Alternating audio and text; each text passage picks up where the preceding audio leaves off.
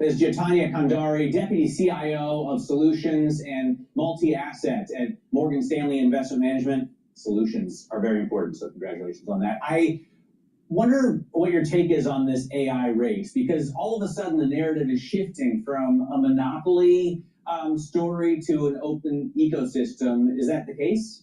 Yeah, so I think the markets are the best parameter, right? So if you look at year to date, in the Mega 7, only 2 out of the Mega 7 have outperformed the S&P. So the market's been very discerning, and I think that's the way forward, because you have a lot of these issues as, you know, within the AI chain, whether it's like raising debt to fund CapEx, the whole circular funding, and hitting constraints on electricity and power. So you really have to be discerning at this stage of the AI cycle and move beyond just the picks and shovels and the providers of the new technology to the adopters and the users of this technology, which means more industry-wide usage and how companies will harness the power of AI to improve their efficiencies and their profitability. It does feel, though, that on the other side of more efficient and profitability, that is slow. We had a guest on who's a spinoff from IBM basically saying that a bunch of companies are stuck in pilot purgatory. I was speaking to Ed El-Husseini, a Threadneedle earlier, who said that the promise of some of these efficiencies hasn't fully come to bear, and it won't fully come to bear. The trade that goes beyond AI and the use of AI for companies, how long does that take? And is that as clear-cut as maybe we once assumed? Yeah, you know, I think in every past tech innovation, the productivity gains always have come with a lag. So I don't think this time is going to be different.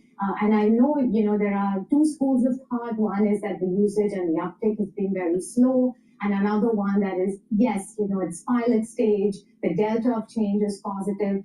So I do think that, you know, I see it personally. I feel much more productive with using some of the you know, AI tools today. And I think over time, some industries will adopt faster. And I think incumbency has an advantage here. So in industry verticals where companies have already an existing moat, they may be able to even expand their moat and harness the AI potential to really drive efficiency. So you really need to look outside the typical tech names in healthcare, in retail, in e-commerce, in music, in digital platforms. And we find a lot of opportunities all over the world that we think will really be able to do well in this new environment with this new resource. We recently saw a new Porsche Cayenne, an electric version. Stick with me.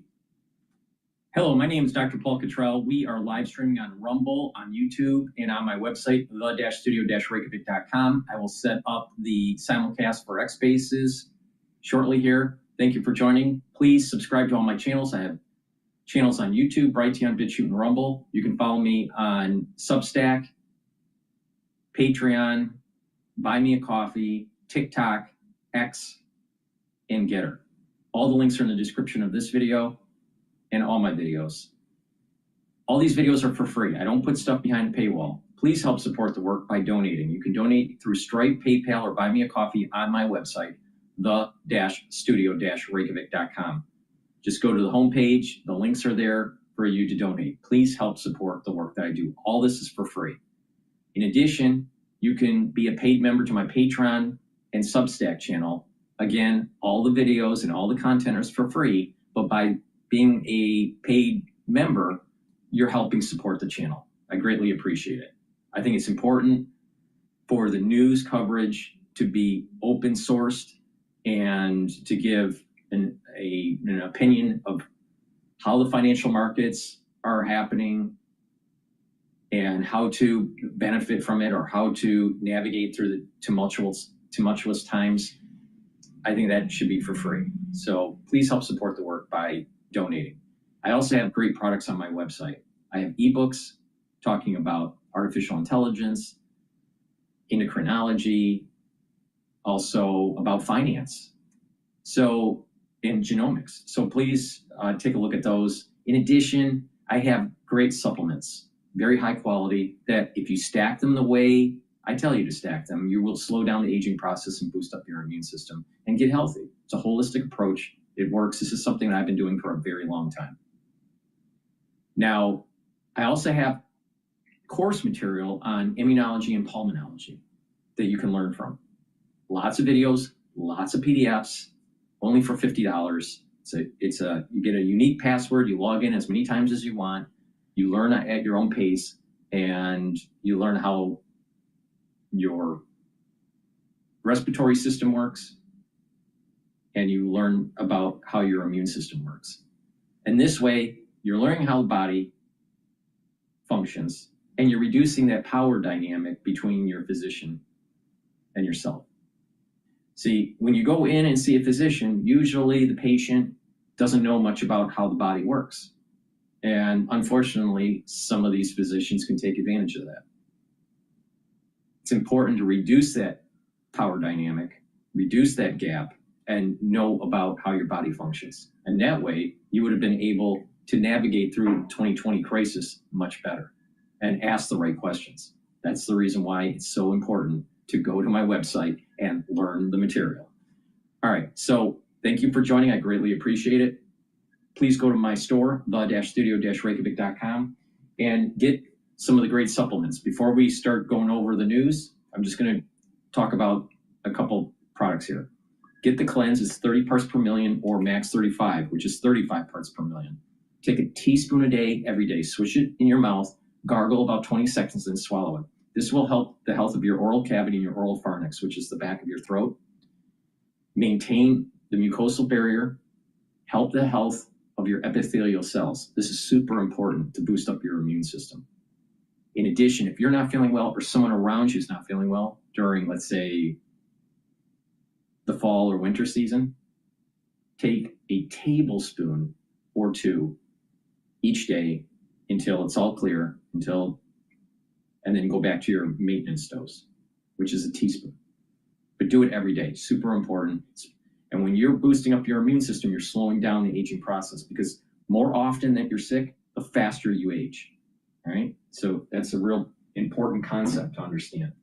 And please go to my store and get the vitamin D3. Vitamin D3 is super important for your immune system, but also for your cardiovascular health and for your ability to build denser bone.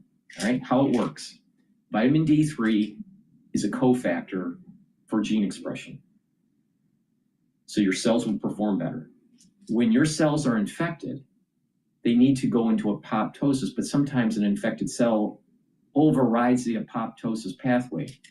Vitamin D3 gets it back into that apoptosis pathway so it dies off. That's how you clear an infection, is you get rid of the cells that are infected. So vitamin D3 is super important for that. Also, vitamin D3 helps to absorb calcium. When you do resistance training, it'll help you to build denser bone. Vitamin D3's efficacy increases when you take magnesium. I have magnesium supplements that you should also take.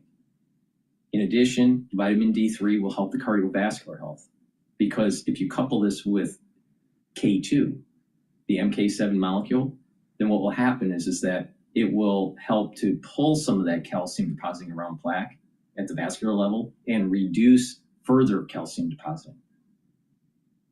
So it's really important to take vitamin D3 every day, super important. So please go to my store and get the vitamin D3. With that, let's go to the news. All right, markets are open, and the S&P 500, for the ones that are watching on YouTube, you can see the dashboard. I have a dashboard. The markets, the S&P 500 is trading at 6,704. VIX is trading at 20.24. Now, VIX was trading at around 25. It has been going down. I would like to see it below 19. The Japanese yen is trading at 156.19. So international stress is fine. There's not too much international stress. Usually if there's international stress in the markets, the Japanese yen will start to appreciate. Right now it's depreciating. So that's one of my risk indicators. If it's below 145, you got to start worrying. But it's at 156, so you don't have any worries. VIX in the 20s, we already had the 25 spike. Now it's coming back down. And some of my videos I've been saying that this is heteroscedastic. It comes up and then comes back down, and the periodicity is usually every 2.5 months. Sometimes it's a month periodicity, and sometimes it's a 3-month periodicity. But usually, you know, it comes in a periodic period. Now, what you got to do is look at these periods that it spikes, the heteroscedastic signal that takes place. And you got to take a look at the spike max. Is it climbing from one spike to the new spike, or is it declining? And if it's declining, the stress is slowly coming out of the market. If it's slowly growing, then there is going to be a larger event. If you start seeing spikes that are, let's say, going from 15 to 20, and then 2.5 months later from, you know, a calm period of, let's say, 18, and it goes to 25, there's a higher probability in the next spike, let's say 2.5 months after that you may hit 35. So that's how you start to manage risk, all right? By not only knowing the periodicity, but also, is it a declining periodicity or an increasing periodicity for the max of that spike? So right now, it seems to be declining. This is the reason why I think that the S&P 500 will be at 6,850 to maybe 6,900. It's possible by year end to be at 7,000, but that probability is starting to diminish.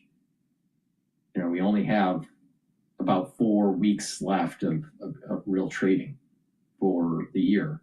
So I think it's going to be closer to 6,900.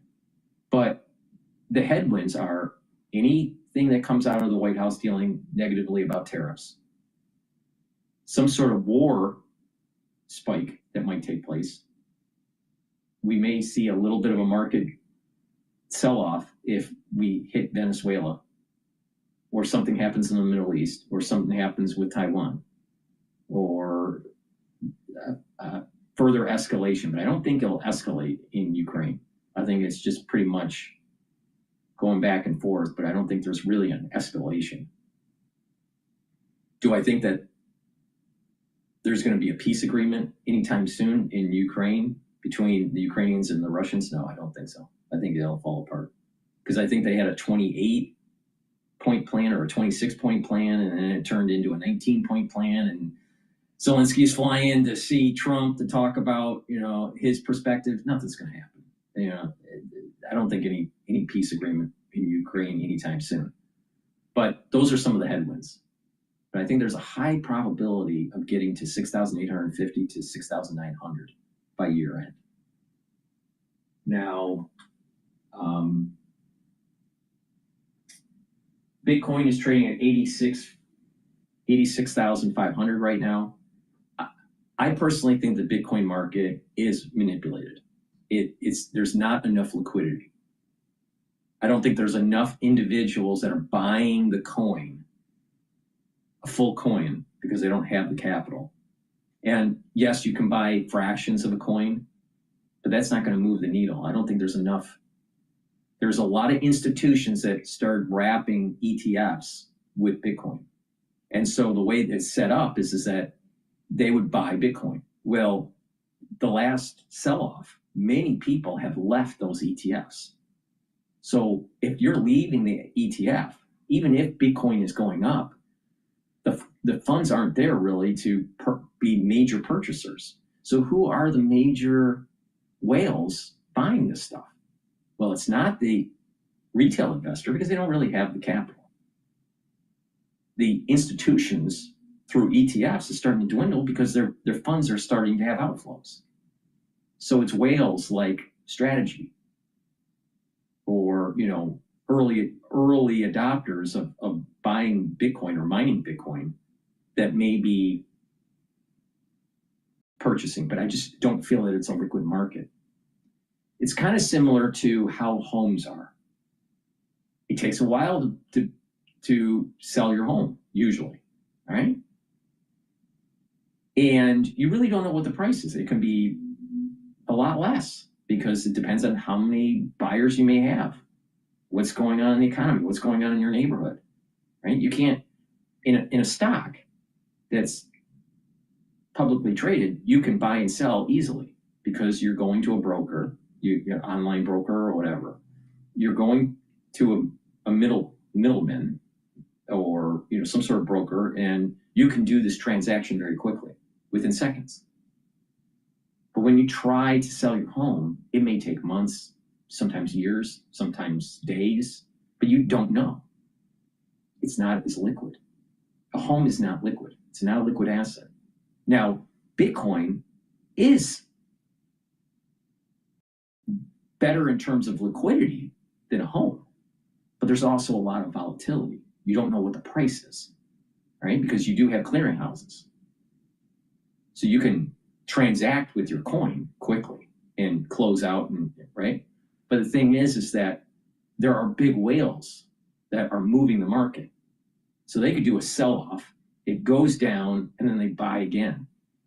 And because these whales can manipulate the market, this is what I mean by it's very volatile, and there's not a real liquidity in that asset class.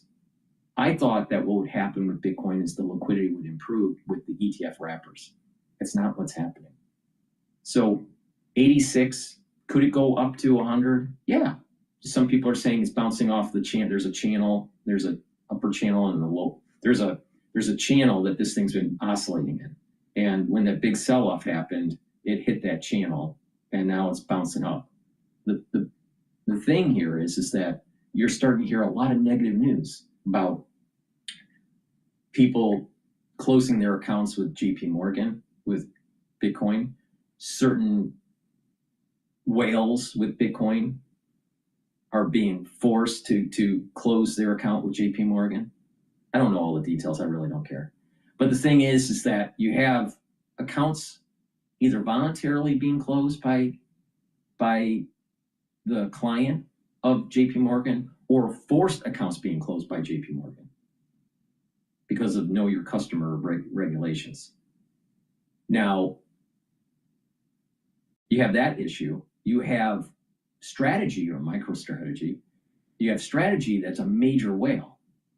And if it continues to sell off their stock, if people continue to short it, they're going to be forced to sell their Bitcoin.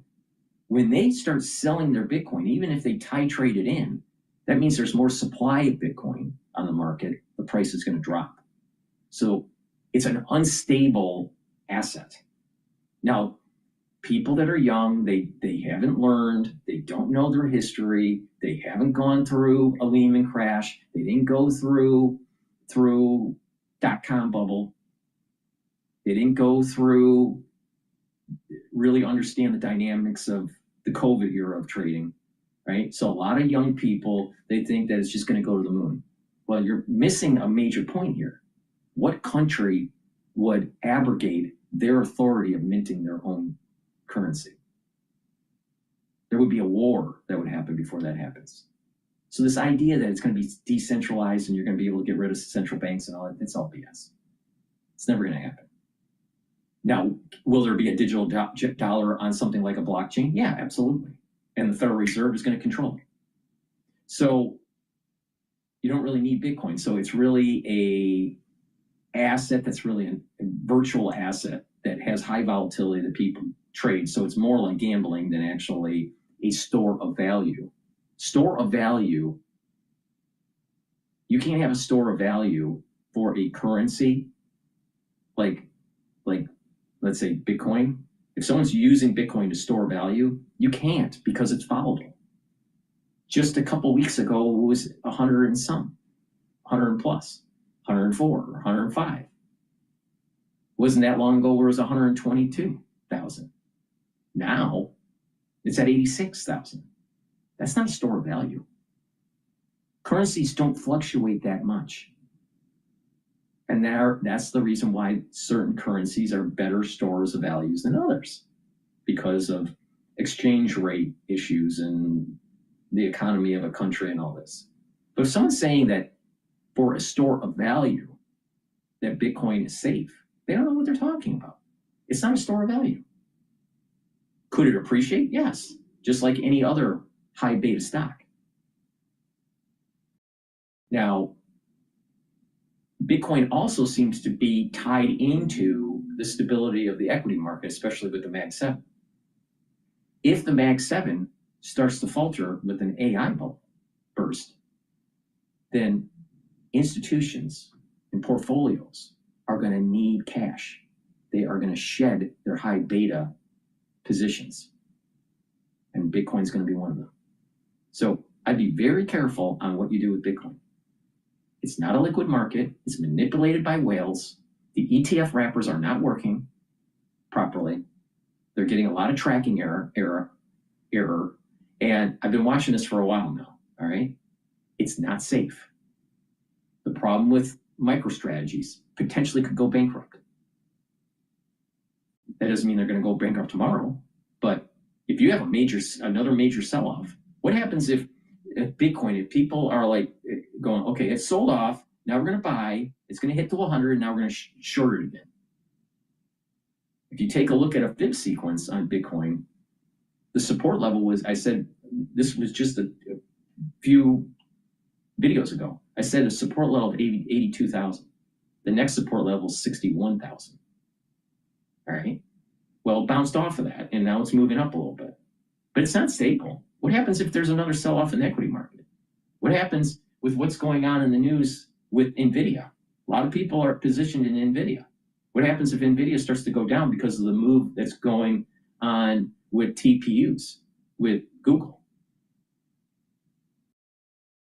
Portfolios are going to start hurting, and they're going to start shedding potentially their Bitcoin assets. Bitcoin is not moving in a vacuum. All right. And that's something that you have to pay attention to. So some people they're all in and they're, all right, fine, great. Hope everything works out for you. But the fundamentals aren't there. Now, that doesn't mean that it won't go up, because a bubble can continue on and on and on until it doesn't. Right. But if you're looking at it from a fundamental point of view, that it's going to supersede central banks, how's it going to supersede central banks when the treasury departments of different countries are the ones that actually mint their coin? Secondly, it's highly volatile. So if you're going to use Bitcoin as a store of value and for transaction, how are you going to transact when you don't know what the value of the coin that you're paying with, what that value is when you're buying a good or a service? Because it fluctuates so much. It could hurt the consumer. They're paying more because of the currency devaluing, or they could be paying less because the currency is appreciating. But if its currency is appreciating, it's hurting the actual seller because it's at a certain price. It's at a certain price at a certain time, right? And no one's going to be selling a good if is going to be tracking Bitcoin in real time, where the price is changing of a good or service in real time, people don't buy that way. So if you're going to have such volatility with Bitcoin, wait a minute here, how are you going to actually transact? It doesn't work. This is the reason why. If Bitcoin isn't stable in its price, it can't be used for transaction. On top of countries mint their own coins. The countries can control their own money supply. So the economics, just from standard monetary theory, it just doesn't work. Now, could it be a high beta play as an asset class, an exotic asset class? Yes, absolutely. But don't think that it's going to supersede currency. It just doesn't make sense. And if it made sense, why isn't it more liquid? Because it's all whales. Now, there's going to be a lot of whales that are going to be very wealthy, but that boat already sailed. So I think that going into Bitcoin is very dangerous. The fundamentals aren't there economically. It's not a store of value. It's very volatile. It's a manipulated market with whales, and the ETF wrappers are not working. All right. With that, let's listen to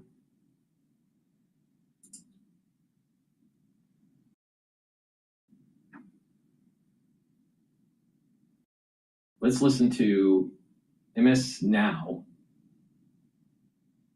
dealing with some economic data.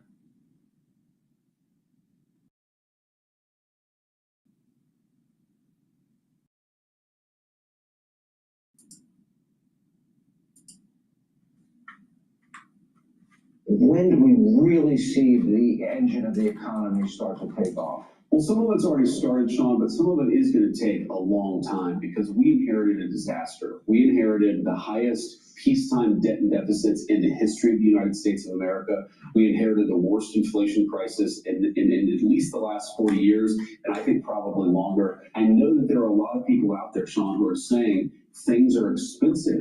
And we have to remember they're expensive because we inherited this terrible inflation crisis from the Biden administration. But we've already seen. No, that was true. I mean, they did inherit an inflation crisis. It was bad policy by the Federal Reserve. Because if you remember, the Federal Reserve and the Treasury Department wasn't paying attention to the inflation data, and they thought it was transitory during the COVID crisis. In addition, we've had a 20-year never-ending war in the Middle East that cost us trillions of dollars. That wasn't effective. We had a major bailout with Lehman that's still on the balance sheet of many central banks. And then we had to pump in tons of liquidity into the market because of the COVID era. And if you look at the major shoot up of debt, those are the three events. Post 9/11 war, Lehman, and COVID.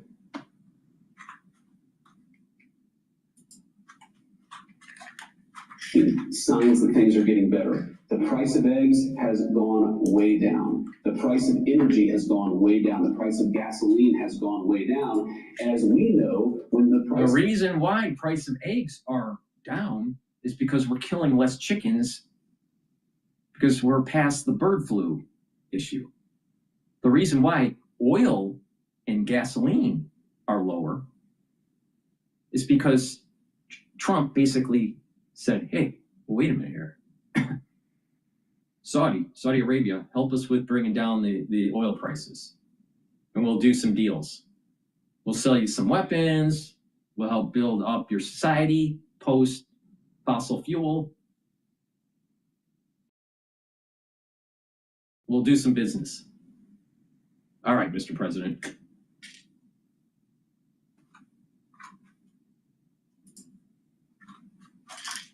Energy goes down, that starts to filter out into the entire economy, but that also takes a little bit of time. Vice President J.D. Vance, Fox News, earlier this month, blaming the Biden administration for the country's current economic issues, particularly on affordability. But a recent Fox News poll shows almost 2/3 of voters surveyed say President Trump is responsible now for America's economy. Join us now, former Treasury official, Morning Joe economic analyst Steve Ratner. Is Trump responsible for the economy right now? He's the one steering the ship. Everything that happens in war, in the economy, whatever, he's got to deal with. He's got to he has to right the ship, move it in the right direction. If he doesn't, it's his own damn fault. I don't really care what happened in the past. I want the debt to go down. I want the inflation to go down. I want economic prosperity. I want better economic clustering in the United States. Bring back manufacturing. This is the thing that I don't like about Trump, is he whined in his administration. They whine about the reasons for things. Just fix it. Just fix it.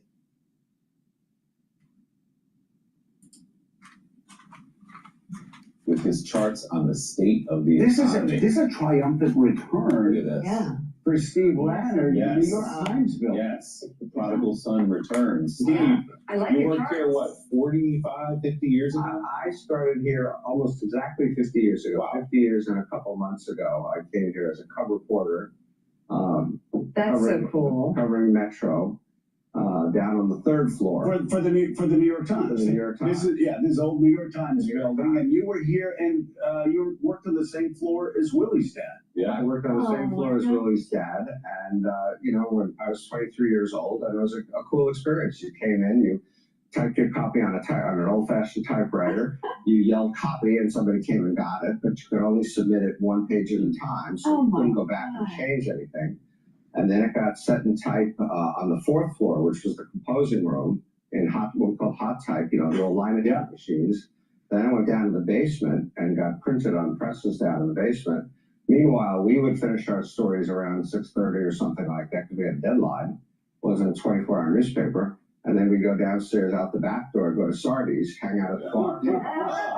Now we get to the good Bar part. out at the bar for a couple hours, and then we'd come back up around 9 o'clock and get the first edition so we could see our names in print and we could see what the editors had done to our stories, because you never got to see your stories again once they sent them up to be edited. And that Wow. was New York back in the 70s. Yeah, Those were the that's- olden The New York days. Times is so cool. In the basement of this building, it's where they printed the Isn't that papers, amazing? and it would come up through. Yeah, and the papers would come up. Yeah. How things have but changed. My dad took the job. He worked at the Suburban Trib in Chicago. Right. Took a job to write the About New York column for the New York Times when I was 5 years old. In 1980, he first walked through those same doors that we've been coming in now for the last week or so. This is pretty special. Yeah. Yeah. Oh my Wow. gosh. Yeah. Yeah, the doors were quite different. Quite different back then. But if you ever watch this great old New York movie, The Sweet Smell of Success, it opens, which is about a Walter Winchell kind of character in New York. It opens, the opening scene is the press trucks coming out the back door of the New York Times from the papers that were put on it in the basement. Wow. So cool. Well, after we do these charts, let's go out the back door and go to Sardi's. Let's do it. Yeah. Okay. All right, We Steve, are officially relics. let's talk about this economy with your first chart, starting with the weak labor market. What are you seeing there? Well, the point I'm making is that Vance can say that they inherited a bad economy, but the problem is the economy is actually getting worse, not better. You can inherit a bad economy, then you're supposed to do stuff to make it better, and virtually every statistic shows it's in fact worse under Trump than it was under Biden in his last year.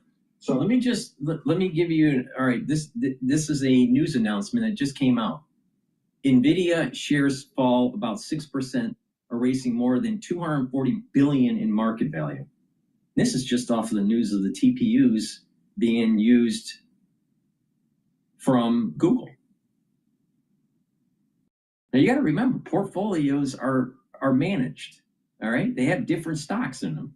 Now, if you have certain portfolios that are heavily weighting, let's say NVIDIA and not Alphabet, and you have, let's say, 10% of the portfolio to add some juice with Bitcoin, and it adds and there's volatility in Bitcoin.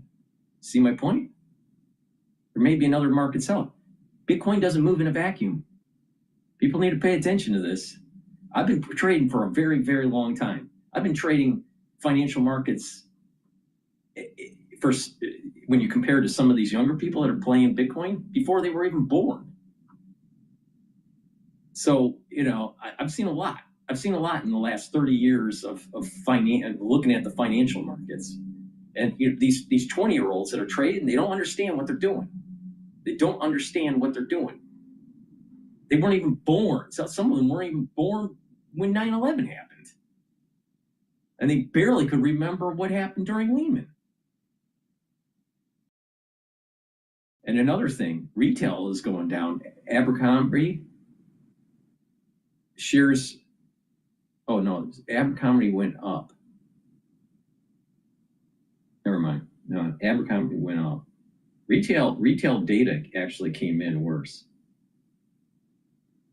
I'll have to research this a little bit more.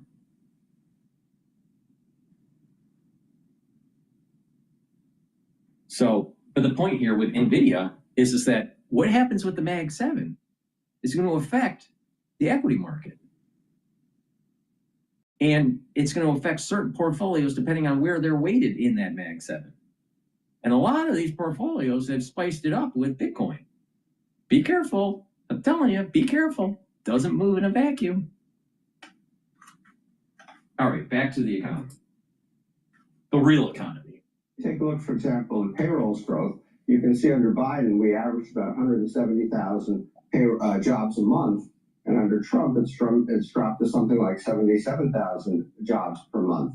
And so we're actually going the wrong way. And if you read any story, look at any statistic, any survey, and there was a big one in the Wall Street Journal yesterday, everybody is talking about how this is one of the worst job markets since the Great Recession, especially for young people. What's driving that, especially for young people who, I'm telling you, this is such a growing crisis. Young people in college, at great universities, even at great universities, getting out to no jobs. What's going on there, and what is making the labor market so weak right now? I'll tell you what it is. I'll tell you what it is. The combination of issues. All right? Because I see it all the time in New York.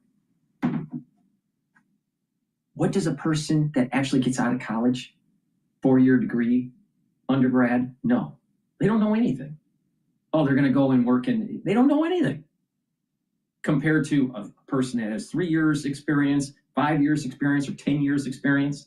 There's so many 3 to 10-year experience individuals that people don't need these entry-level college grads. That's one issue. They don't know anything. 2, there's too much of a supply of people that are already experienced. 3, AI is starting to be implemented in certain jobs where entry-level positions aren't required.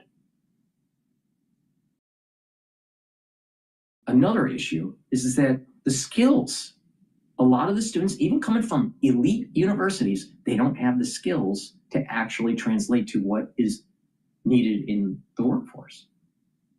They got a lot of humanity degrees, gender studies, English majors. Now, I'm not saying that a liberal arts education is bad, but don't assume that you're going to get a high-paying job.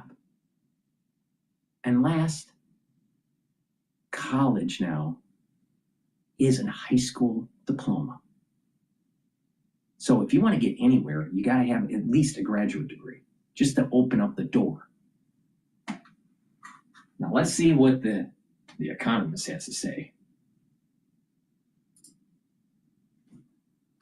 9.2% unemployment rate among people 20 to 24 who are looking for jobs. And I think there's a couple of factors. You have to say that AI is a piece of this. I don't know how big of a piece of it. A lot of it is because of all the uncertainty under Trump. The tariffs are on, the tariffs are off. We don't really know. Companies are just cutting back. They're just becoming leaner. The economy is slower, as I'll talk about in a minute. And so they don't need as many people. And they've just really started to reduce their hiring in a dramatic way for these various reasons, from worries about the economy, AI, and so forth. All right, let's take a look at your second chart, and that is affordability and growth challenges. This is The issue, President Trump has called the affordability crisis a hoax, a con job, but then rolling back tariffs to address just that affordability. Well, again, affordability comes down in a large part to economic growth. You have to have economic growth in order for people to have more income and therefore to be able to buy more stuff. And economic growth is also going the wrong way. You can see under Biden, it was it averaged 2.4% in his last year, and it was steady upward. Under Trump, it's bounced around, but it's going to average only 2% this year.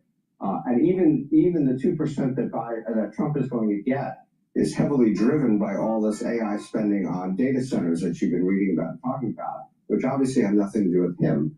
And so the economy is in fact slowing, not growing faster, and a downward trend in the fourth quarter could be down here in the 1 to 1.5% range. And then you also hear when you talk about affordability about housing.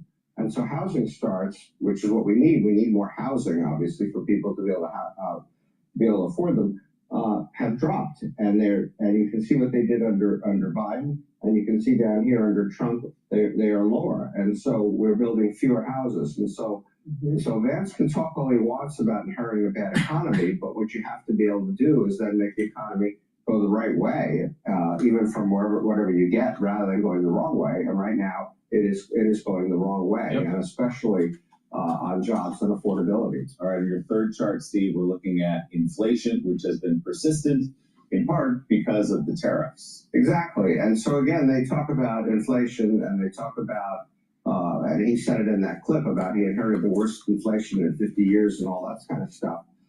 It was 3% when he inherited.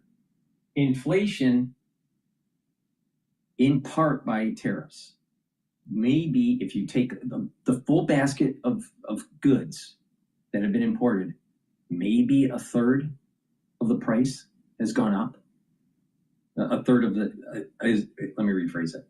A third of the tariff has been absorbed into the consumer price. If you look at the total basket of goods that are being imported. So if the tariff is $100, only $33 has increased for a good. All right. Now, if you look at certain sectors or certain types of goods, it may have gone up more than 1/3. In some cases, it's less than 1/3. But on average, it's about 1/3. All right. Now, with that, because you got to remember, when you're looking at the retail price, it's not just the retail price, but are people buying at the sale price? And what's that delta? Because there's lots of discounts that are happening right now with retail. And retail is down. Retail is down relative to expectations. It went up 0.2%. It was supposed to be at 0.4%. I think that's month over month. Now, inflation is too high. It needs to be at the 2% target. But we're still feeling the effects of the fiscal stimulus from the COVID crisis, and the failed policy of the Federal Reserve by not raising rates when they noticed that inflation wasn't transitory. Instead of cutting rates in Biden's era, what they did during the Biden's era is that they cut rates. Then they were staying even. Then they ended up noticing that inflation was happening. They raised the rate, didn't raise the rate fast enough, so they didn't use shock therapy. They raised it slowly, which was wrong. And they did that after they realized that they made a mistake and realized that inflation was not transitory. And then once the job market was starting to falter, then they started lowering the rates. They should have kept the rate steady because they didn't do shock therapy. So they made a mistake, and they weren't able to drive inflation down fast enough during the Biden administration. I know why they did that, because they didn't want to affect the outcome of the election.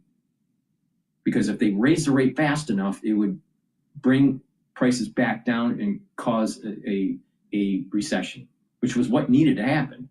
But they didn't do that. They didn't do it. So what we're doing is we're feeling the effects of this elevated inflation when they misread the data by Janet Yellen and Chairman Powell and the Federal Reserve Board. They didn't raise rates fast enough to push down inflation. And so we're feeling the effect. So if you didn't want to push the economy into a recession under Biden, and you just raise rates slowly, and eventually you start cutting them when they should not have been cutting them when the inflation rate was above 2%. So there shouldn't have been any cutting that was taking place under the Biden administration. None, zero.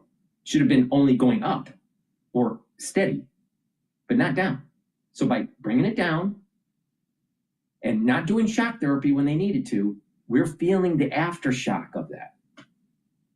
Now, that's hard to explain to a stupid populace. The populace only understands like immediacy. They don't understand the lagged effect of policies, especially if there's a 2-year lag. But what the Federal Reserve did under Biden's administration by misreading inflation, when they did notice that it wasn't transitory, they rose the rate too slowly, and then they started to bring it back down to prevent a recession. And the reality of the situation was they should have shock therapied it and had rates really high and then bring them down fast. They weren't willing to do that. They wanted to staircase it. They think that they can just like manage it really. They needed to shock it. But we're still feeling the effects because people think that you can manage an economy. You can just manage the money supply. You can just keep on creating fiscal stimulus and easy money, and you'll just ease the pain. But the reality is that you might be easing the pain, but you're not solving the problem. And you're just prolonging the suffering.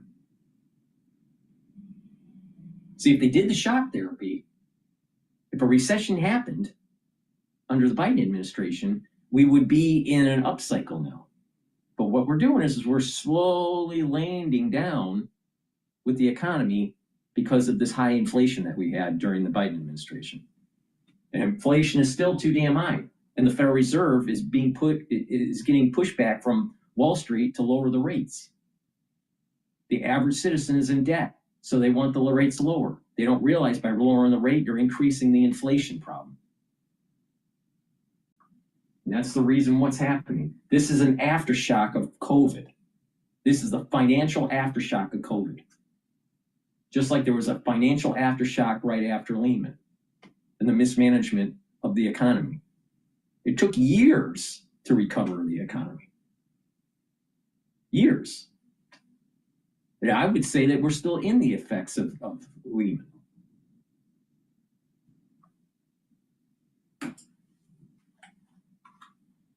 Less than 3%. And what's happened here is inflation did start to go down under Trump, but then you had the tariffs, and now it's back up to 3%. And that puts pressure on the Fed's ability to cut interest rates. In comparison, Goldman Sachs, before Trump got here, now let's look at that chart for a second. Let's look at this chart for a second. All right, it's maybe a little hard to see on the screen, but this part is Biden. This part is Trump.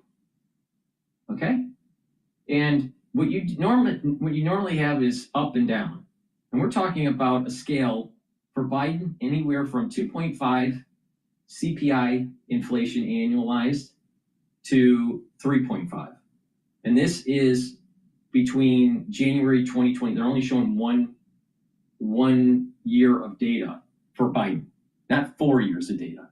But the reality is that it goes up and down, right? It goes up in January, it comes back down in July, and then it comes back up in January and comes back down. It's going back up and it should be coming back down soon. But the point here is if you wanted to be honest, he would show what the periodicity of these spikes are for the 4 years of Biden. He didn't. He only showed the last year of his administration.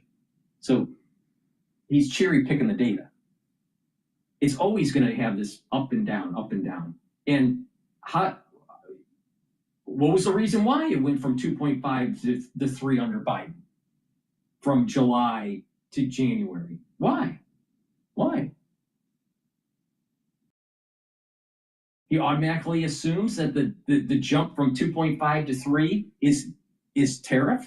We didn't have tariff in July of 2024 to January of 2025.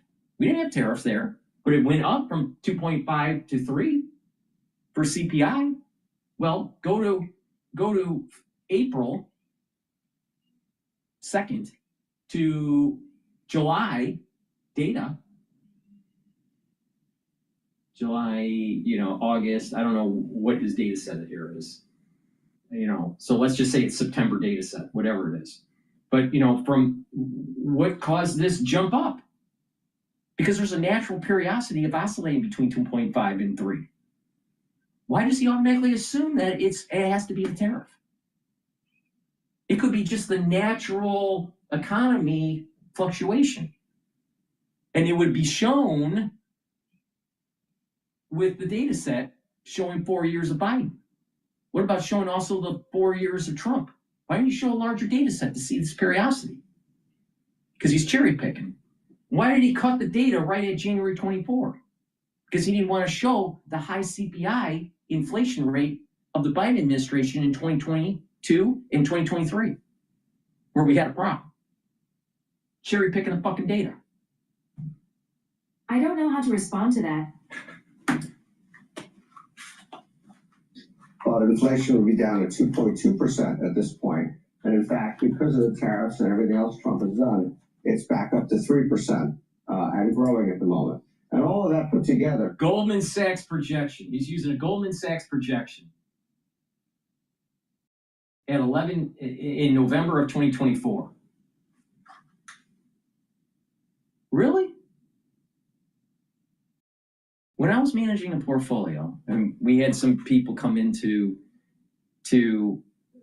one of our investment board meetings, and to try to improve the portfolio performance.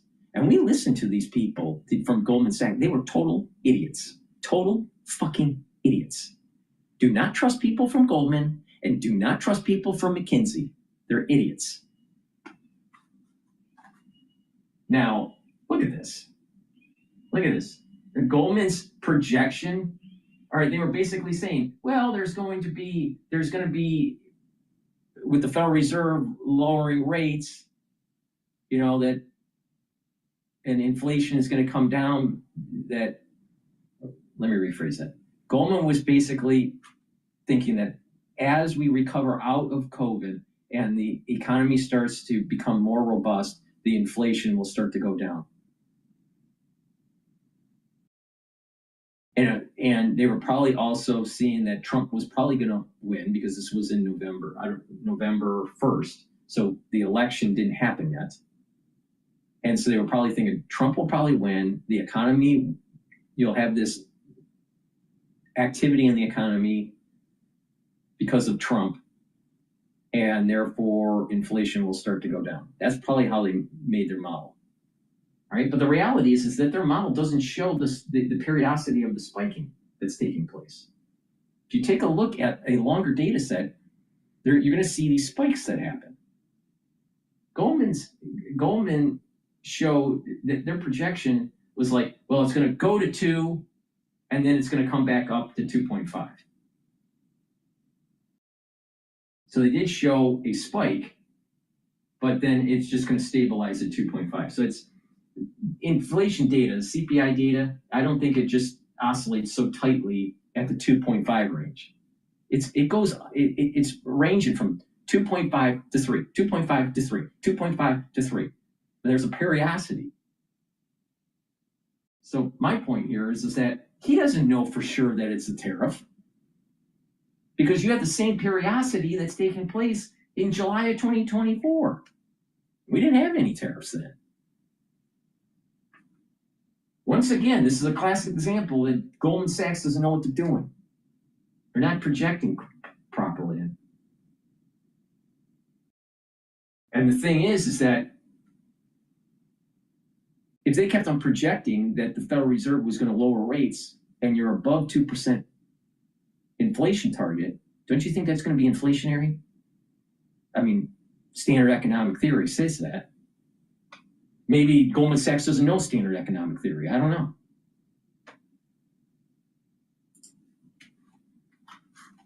Has created this incredibly pessimistic mood among people where consumer sentiment now is down all the way down here. It is down, in fact. Okay. So now his data set is now showing 20 for the consumer sentiment.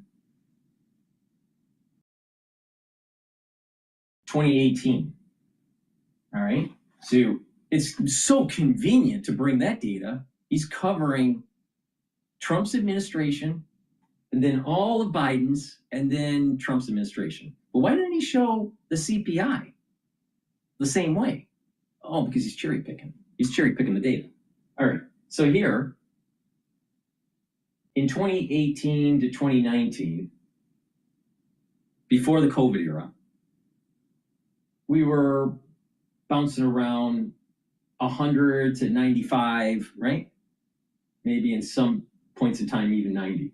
So everyone was positive. We had a very strong economy. If you were paying attention, before COVID, America was doing pretty damn good. Then COVID happened, and it dropped down to just above 70, and then it started to inch back up after the election, and it's coming back up. And then it came up to just below 90, and then it came back down, and inflation spiked and we had a consumer sentiment of 50, and then it started to come back up under Biden's administration. So we had a huge drop post-COVID from 2021, post the COVID 2020 crisis, right? Because COVID had been in multiple years. So during, let me just rephrase it. During the 2021 to 2022 era, which coincides with different waves from COVID, it went from 90 to 50. And then it started to inch back up, and it spiked back up under the Biden administration to 80 for consumer confidence. And then it started to come back down again. And then Trump gets elected, and it's been, since Trump's election, the consumer confidence has gone down. So at this moment in time, we are at the peak of inflation during the Biden administration in terms of consumer confidence. Well, wait a minute here. The inflation is nowhere near, the inflation is like 3.1, 2.9 to 3.1 annualized. So, well, wait a minute here. You compare that to what was peak inflation during Biden, and some of the numbers are like double digits, like 11%, some depending on when you're looking at it, but it was like 8, 9%. Some data was saying 11.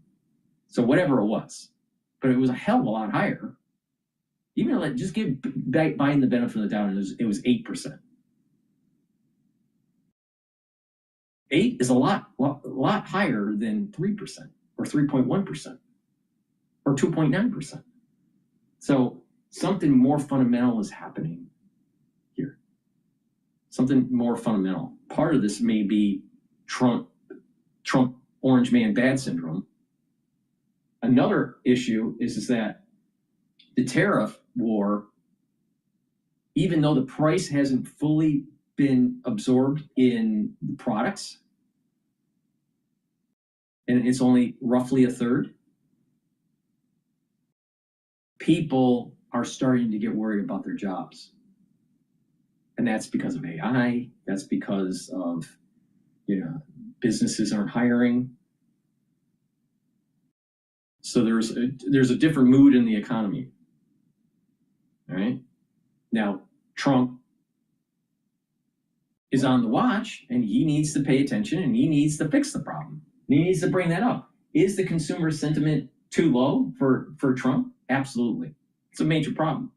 I think this may be the reason why Trump is slowly positioning himself during that news conference to align with some of the policies of Mamdani. Because who supports Mamdani in New York? Individuals that are having a hard time affording life, affording their home, affording groceries. And if you don't handle this consumer sentiment number, Trump is going to have problems in the midterm election. But you have to remember, we're nowhere near the inflation spike that happened under the Biden administration.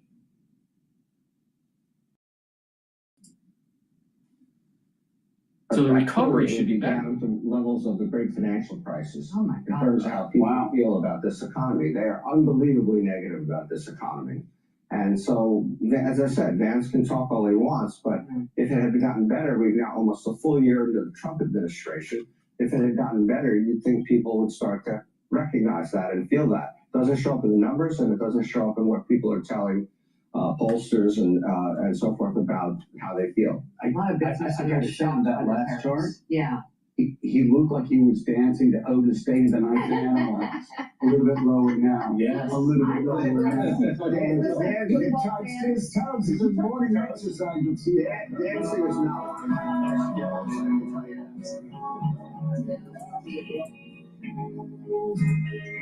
Is not here. Okay, let's listen into Trump moves to preserve Xi truce while reassuring ally Japan. If you're reading the book, then you know that Xi Jinping has made radical. Before we do that, let me just plug a couple products here. Please help support the work that I do. I do these videos for free, and I want you to get the products that I have on my store, the-studio-reykjavik.com, to get healthy, to slow down the aging process and to boost up your immune system. I have a very great product for your skin, which is the structural nano silver soap. You can get it in lemongrass, charcoal tea tree, also in peppermint and in lavender. Very high quality structural nano silver soap. This helps the health of your skin. And it helps support the work I do. So please help support and get a few bars for your household. And you can use them as gifts too. It's the holiday season's coming. Also, ubiquinol. Ubiquinol is the most bioavailable form of CoQ10 that you can purchase. There's nothing better in terms of CoQ10 than what I offer on my store. Ubiquinol, again, is the most bioavailable form of CoQ10. Most people that take CoQ10, you're taking the wrong kind. So please go to my store, get the Ubiquinol. This will soak up free radicals, help the health of your mitochondria, and you'll have more energy. Your cells will perform better and protect your neurons. This is super important, especially if you're 40 years of age or older, male or female. Please go to my store and get the Ubiquinol. An olive leaf extract, dual purpose. It's going to bring down inflammation and help your lipid profile. By doing that, you're reducing plaque formation at the vascular level and you're helping your immune system. So take this every day, boost up that immune system and help with your cardiovascular system. Please go to my store, use discount 5, you get $5 off any order. If you spend $100 or more, you get a free gift until supplies last. Changes to China's military over the past 13 years since he came into power. He's reorganized it. Certainly, he's reshuffled the top Chinese military. He's modeled it in many cases on the U.S. Joint structure.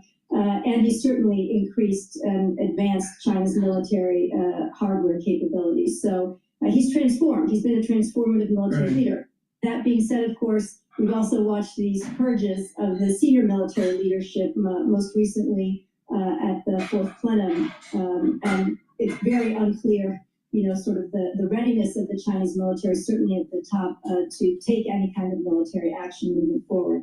So just the constant roiling of the senior Chinese military leadership, I think, is a real challenge for the for Xi Jinping and the party leadership. Liz, Paul Sweeney brought this up brilliantly this morning. The basic idea is we all have a perspective of Taiwan. And maybe it's Chiang Kai-shek and Mrs. Chiang Kai-shek coming to Washington and then on to this and Nixon and Kissinger and all that. Is this a fulcrum point where Taiwan is actually under threat? Look, there's no doubt Yes. that Taiwan is under threat, and over the past several years, the rhetoric out of Beijing and the sort of the military activity around Taiwan, the air flights, the sort of crossings of the Taiwan Strait over the median line have only increased. And I think what we saw, just over the past few weeks was Prime Minister of Japan, Takaichi, when she said that if China were to take military action against Taiwan, Japan could be forced itself to take some sort of military action, that China came out very hot and said Japan had crossed the red line, and that it started the banning, boycotting Japanese seafood, Japanese films, etc. And so I think there's no doubt, Xi Jinping has said he wants the Chinese military to be prepared to take action by 2027. That doesn't mean that they're going to launch any kind of military invasion in 2027. He's just put that down as a marker for when he would want the military to be prepared to take Taiwan. So I'll just say I was in mainland China, just came back Saturday, and one of the things that our delegation heard was from a retired senior foreign policy official that China is not prepared to wait 200 years, that it is prepared to take any form of military action. So I think the heat is it's only getting hotter for Taiwan at this point. Elizabeth, President Trump, And this is the reason why. This is the reason why that America needs to pay attention to what China's saying. They're telegraphing they're going to take Taiwan. Is America going to defend it or not? Now, I'm worried that Trump won't defend Taiwan because he chickens out.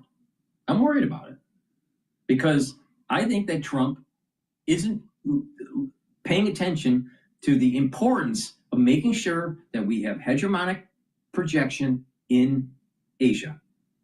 Not only that, if Taiwan goes, so do some of the other smaller islands that affects Japan. It's going to affect the Philippines. It's going to affect the freedom of navigation through the 9-dash line.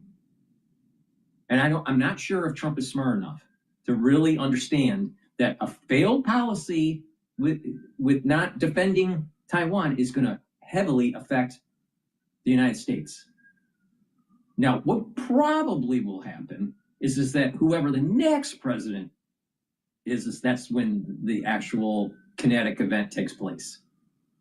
But why doesn't Trump make the kinetic event happen now? Because China's weak.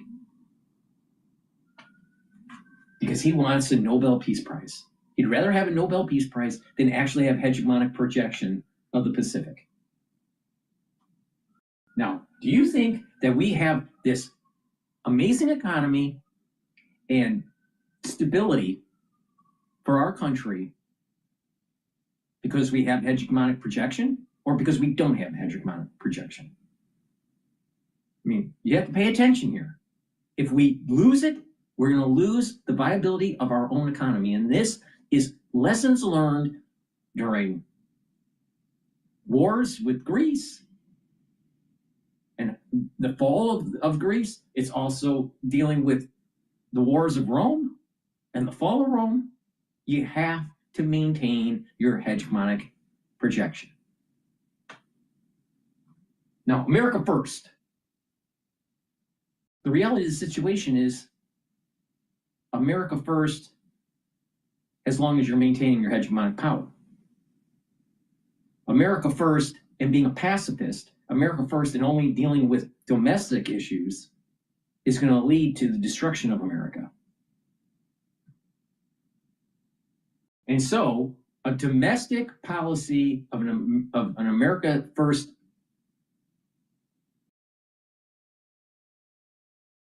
agenda is going to make America last.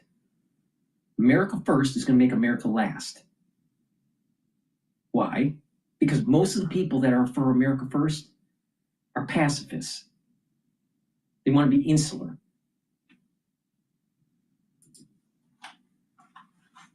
Again, having discussions on trade. What's the perception within China of President Trump, this administration, and maybe the policies as it relates to China? I think, look, that there's still a sense within China that President Trump can be very unpredictable. They see some openings with President Trump, and I think the recent phone call that was initiated by Xi Jinping is evidence that, Xi Jinping wanted to send a message about Taiwan, certainly, that Taiwan is part of China and doesn't want the United States to wade into this, Japan, mainland China brouhaha. But I think he was also probing to see whether President Trump might be willing to do something on Taiwan, especially in the wake of this, U.S.-Russia negotiation over Ukraine and that initial peace plan that they put forth. I am extremely worried that Trump is not smart enough about this, how to deal with Taiwan. He's going to fall into the same trap that Kissinger set up back in the 1960s. The reality of the situation is that there is a globalist agenda to have Taiwan be subsumed by China. But when you do that, it's also going to affect an international relations imbalance in the Pacific. South Korea is going to be on guard. The Australians are going to be on guard. New Zealand will be on guard. The Philippines will be on guard. Japan will be on guard. And some of these countries are going to have a high probability of losing some territory or freedom of navigation in the seaway. Because China thinks that they are the big dog. Now, why do we allow that to happen?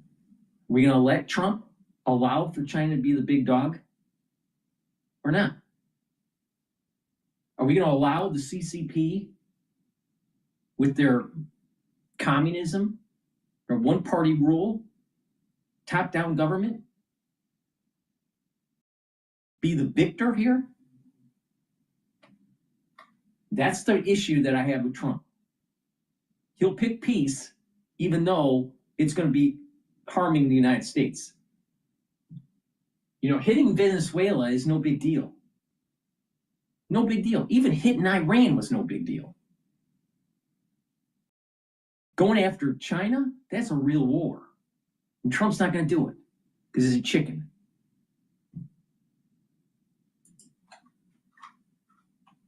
President Xi could discuss on Taiwan when they meet in April. So I think, the perception in China is that President Trump is a deal maker, that he's willing to put everything on the table and to trade things in and out. And so I think that's what they're looking to assess now. Do you believe, from the U.S. perspective, that putting things on the table would include Taiwan? Do we have any indication that President Trump would consider that? I think there's always concern when it comes to President Trump's commitment to Taiwan. He's never come out and said that Taiwan is a very valuable partner for the United States. He's been critical of Taiwan on some fronts. I think what we do know is that Secretary Rubio and Secretary Hegseth have been very strong in their support of Taiwan, very strong in their commitment to our Indo-Pacific allies and partners, and to sort of a continued U.S. dominant presence in the Indo-Pacific, in the security space. So, it's unclear, I think we've seen a fracturing to some extent of this administration on the Russia issue. It's not impossible that we have a similar fracturing on the Taiwan-China issue. Elizabeth economy with us, an extended conversation, of course, with the Hoover Institution and Stanford University. Margaret Patel, Chris Whalen coming up, and later we'll be looking at the gambling. And then some people will say, well, if we don't go to war with China, people will be safe and all this. First of all, if they take over the technology in Taiwan, that's going to hurt us militarily. Secondly, we're going to lose our hegemonic power, and we're going to lose the freedom of navigation in the seaway around the 9-dash line. But we have to really pay attention here.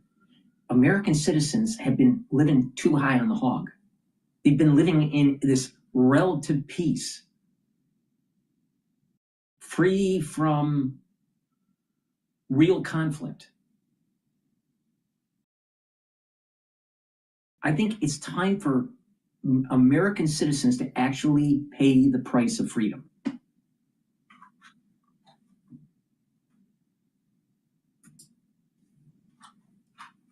America. Dr. Economy, the world according to China, your must read. You say, rewriting the rules of the game. My China 101, also learned at the altar of Elizabeth Economy, is that presidents have a 4-year window, an 8-year window. China has a 20, 30-year x-axis. Rewriting the rules of the game, one of your chapters here. Does President Xi, has he shortened the China exit, or are they playing the long game each and every day? He's certainly playing the long game, as you say, each and every day. And, they continue to invest in all the resources and capabilities that they need to, win the game over to 2035 to 2049. And you see this in all the targets and timetables that they put forth, for example, and, how they're going to achieve global technology dominance. But it also plays out across, a range of areas, whether we're talking about the Arctic or space or deep seabed mining or de-dollarizing the global economy. They're constantly putting, markers out for the future, 5 years, 10 years, 15 years out. What do they want to achieve? How are they going to get there? They have a long-term vision and a long-term strategy to achieve that vision. So this is the long game. And, Xi Jinping doesn't see himself exiting anytime soon. So I think we can count on at least another 5-year term beginning in 2027 for Xi Jinping. And after that, I imagine he'll still want to, at least be in the background, guiding the next leaders of China.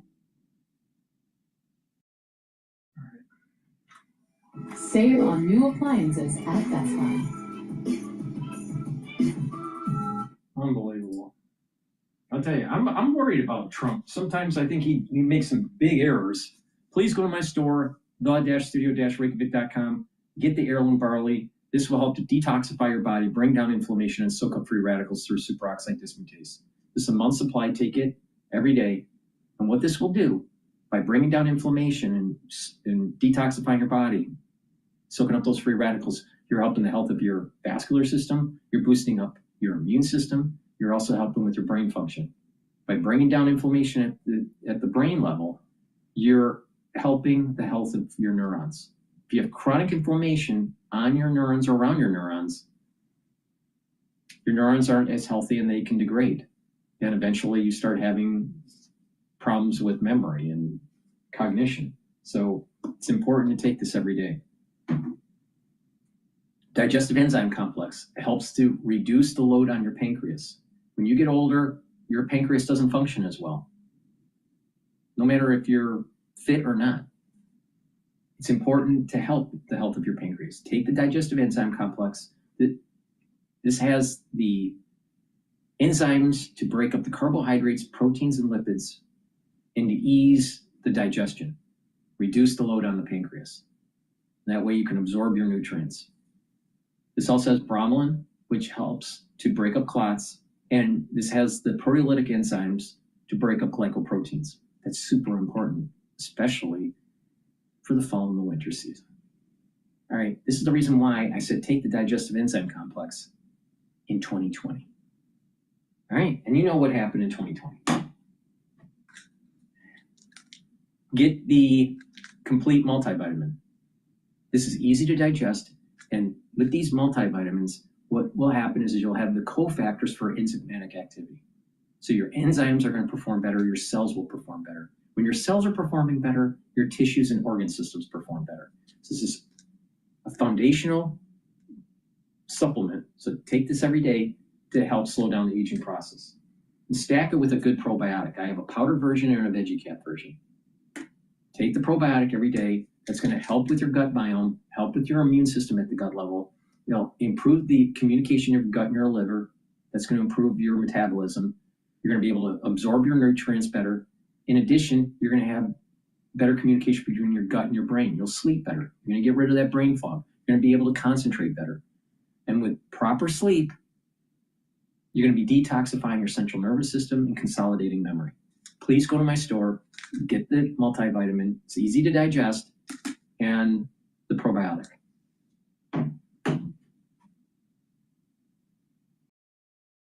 C60. C60 will soak up free radicals. This is 1,000 times more potent than a molecule of vitamin C. Take a teaspoon a day, every day. You can get it in MCT coconut oil, extra virgin olive oil, or avocado oil.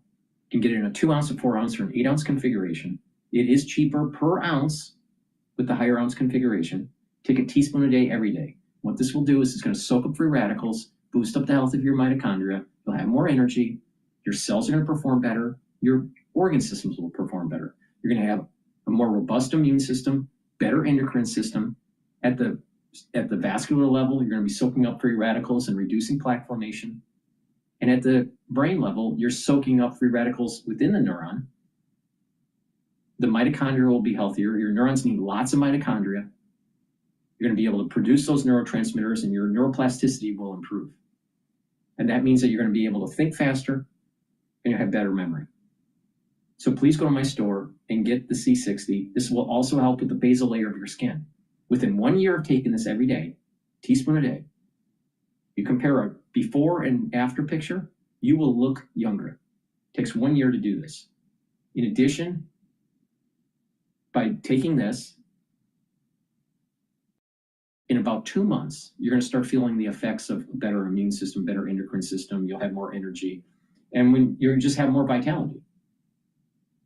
And if you couple it with a holistic approach, filter your water, stay away from processed foods, reduce your sugar intake, do the 4 modalities of exercise: cardio, resistance training, balancing, and stretching, mindfulness or spirituality to get your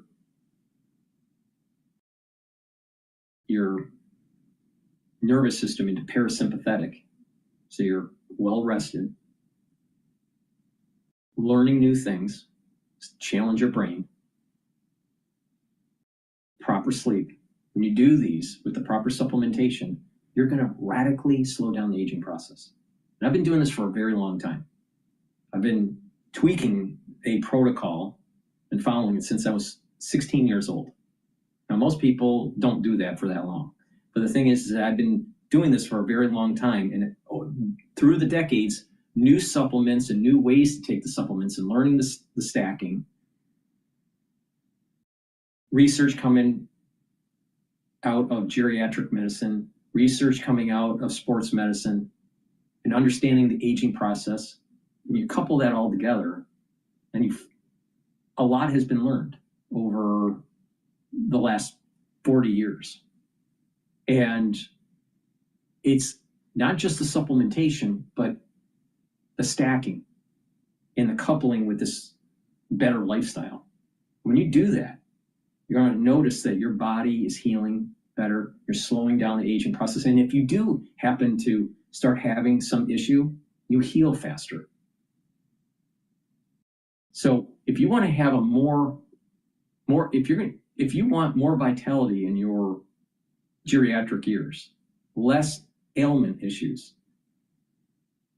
if you want to reduce your costs of healthcare later in life, you need to invest in your body. And you do that by taking the proper supplementation and and following a certain protocol. And when you do that, you're just going to have a better life. Now, it's up to you if you want to do that or not. I'm saying this is what you do to get there. It works. So please go to my store, the-studio-reykjavik.com, get the C60, and get the multivitamin, the probiotic, the digestive enzyme complex, and the heirloom barley. That's a great stack right there to slow down the aging process and boost up that immune system. But not just that, you're helping with your gut biome, you're also helping with your pancreatic health, you're soaking up free radicals and helping with your skin and your immune system, your brain function. It's dual purpose. Please go to my store. If you spend $100 or more, you get a free gift until supplies last. Make sure you use discount 5. You get $5 off any order. I want these supplements in your hands. Use them regularly and get healthy.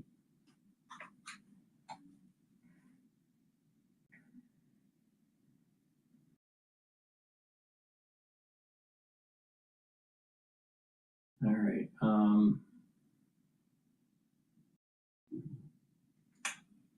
Let's listen into Bloomberg.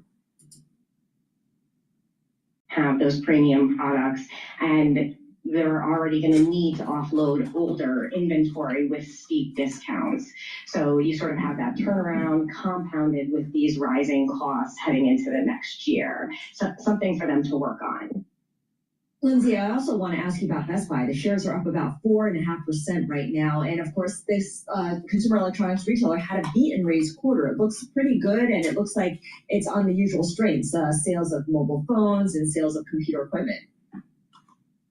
Yeah, so Best Buy had a strong third quarter, better than expected, as you mentioned. I think, the stock isn't getting a full bump because there is definitely some conservatism and a low guide for the fourth quarter. And if investors are trying to figure out, is it just conservatism? Are they just worried about the consumer? Or is there something really there that there's going to be a slowdown in that fourth quarter? But the business looks good. Demand looks strong. As you mentioned, computing, phones, gaming, all looking solid. And they're also seeing an improvement in home theater, which is really big because that has been a weaker category for the last couple of years. So if that comes to fruition, I definitely think there will be strength in the fourth quarter. So, and you think about a Best Buy, some of those are big ticket items here, and that would suggest that they're confident. They go to a part of the K-shaped economy maybe that is doing better. Is that a typical Best Buy customer? So Best Buy, definitely promotions are going to be a big piece of the fourth quarter. They're sort of leaning into those promotional events. That's what worked last year. And I think they're trying to lean into the things that worked last year for this year. And I do think the consumer backdrop is quite similar when we do that compare. They also recently launched a marketplace, and they seem to have a stronger focus on marketing and advertising. And so they're really trying to meet the consumer where they are and make sure that Best Buy is top of mind when you're shopping for a wide array of things, not just those big ticket items like TVs or appliances. So they're trying to have a bigger wallet share with consumers across the board, and they're leaning on that marketplace and advertising to do it, and then hopefully get you into the store, and that's where they can bring their customer service and experience as well. Did they say anything or give any indication on how they're preparing for Black Friday and for the holiday shopping season?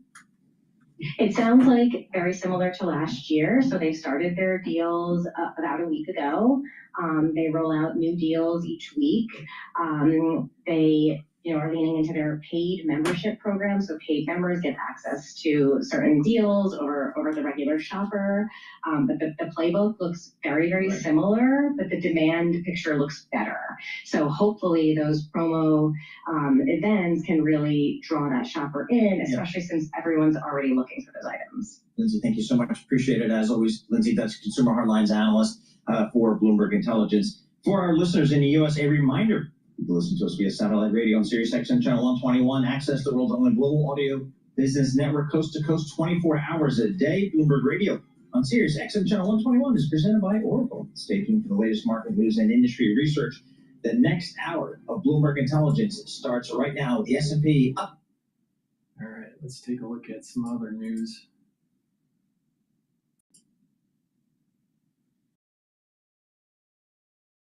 Let's listen into U.S. official says Ukraine agrees to peace proposal as Zelensky says what? Throw it as hard as you want. Go on. Watching it zip away feels like it might just keep going, right? Nope, here it comes. This thing's a total game. We are learning from a U.S. official that Ukraine has agreed to a peace proposal to end the war with Russia, saying that only, quote, minor details are outstanding now. The word from Ukraine's President Zelensky is much work still lies ahead. The country's national security chief, though, says its delegation has reached an understanding on the core terms of the deal. There's also word that Zelensky could travel to the United States this month to sign it. But what about Vladimir Putin? Today, U.S. and Russian officials are meeting in Abu Dhabi to discuss the plan. A spokesman for the U.S. Army Secretary, who's leading the delegation, says that those talks are going well and we remain optimistic. While people are clearly talking, the war rages on. Both Ukraine and Russia trading deadly new strikes overnight. Let's get to the White House. Elena Train standing by for us at this hour. With this new development and new reporting from this U.S. official, what are you hearing about this supposed deal? Yeah, look, this has been a crazy twist and turns to this entire negotiation over the past couple of days, Kate. But I can tell you that the Trump administration and White House officials really want to use the momentum of these recent talks and negotiations to try and see if they can bring this to the finish line. And I think that's part of why you're hearing a lot of these very optimistic and positive statements from key players on the ground. We heard similar, I should note, from Secretary Marco Rubio following those talks in Geneva on Sunday. But I just want to get into what this U.S. official told our colleagues Oren Lieberman and Natasha Bertrand. They said that Ukraine has agreed to a deal to end the war with Russia. Only minor details remain. They said, quote, the Ukrainians have agreed to the peace deal. There are some minor details to be sorted out, but they have agreed to a peace deal. That is a huge deal. We should just know. I think, like, full stop. That is a huge deal if Ukraine is actually backing this plan. As you mentioned, of course, the big question is whether the Russians could actually stomach a lot of this. Now, this comes as a U.S. Army Secretary Dan Driscoll is in Abu Dhabi. He's meeting with Russian officials today. Of course, the goal there to see how much they can get them to compromise on some of these areas that the Ukrainians seem eager to work on. I will note that Ukraine's National Security Secretary, Rustem Umerov, he wrote about this in a post on X. I want to read this for you because what we're hearing from this U.S. official does seem to go a little bit beyond the position of the Ukrainians.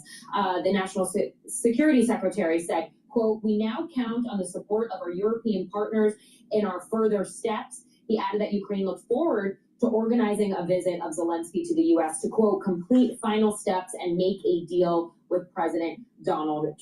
So look, we have to see where this all comes down to. But again, I want to just reiterate how pretty quick this came together, because I'd remind you last week when details of this plan were initially emerging, at that point it was a 28-point plan that Steve Witkoff, one of the president's top advisors, had been quietly discussing with the Russians. There was a lot of skepticism from Ukraine and also the United States, European allies about whether or not it was in many ways a wish list for Russia. There were concerns that there were far too many concessions for the Ukrainians, not as many for the Russians, that it was too favorable. Now we're seeing, though, after a lot of these negotiations, particularly those in Geneva, as I mentioned on Sunday, it does appear that they were able to get this, working, we've heard Rubio call this a breathing document, this working deal to a place where the Ukrainians feel confident that they can go as far as this U.S. official is telling CNN today, into agreeing to this deal. So big question now is whether they can take this to the Russians, get the Russians on board. And if that's actually a possibility, this could be a major breakthrough in something that has really been kind of, eluding the president and this administration for months now in their goal to finally find an end to this war between Russia and Ukraine. Yeah, would be a major breakthrough for sure. Before we continue, please go to my store, the-studio-reykjavik.com, and get the Zeolite. Zeolite will get rid of toxins, chemicals, and heavy metals and allow you to urinate them out within 6 to 8 hours. Take 3 small drops underneath your tongue and drink the filtered water. Do this daily. And by doing that, you're improving your overall organ systems, improving your immune system, your endocrine system, also your brain function. Detoxifying your body regularly is super important. I have dual purpose deodorants. You can get it in peppermint, lavender, and tea tree, or in citrus. They're made from essential oils from the Himalayas. They're dual purpose. You use them as a daily deodorant, but it'll also help to detoxify your body. And when you detoxify your body regularly, your immune system and endocrine system will perform better. This is made from essential oils from the Himalayas. These deodorants are for males and females. Get a couple bars for your household and help support the work that I do. And for the winter season, make sure that you stock up on the drops that I have. They're structural nanosilver. If you have an irritation in the throat, take them right away to mitigate the problem. You can get them in blueberry, in honey and lemon, and also in cherry flavor. All right? Take them right away if you have that throat irritation. Make sure that you have some of this at home and at work. You never know when you need it. They're very effective. Please go to my store and get the drops. Now, let's continue with CNN. The question about what's Russia going to do about it and say about it is also a huge question. Lena, thank you so much for the report. John? All right, with us now is Senator Jean Shaheen, a Democrat from New Hampshire, the ranking member on the Senate Foreign Relations Committee.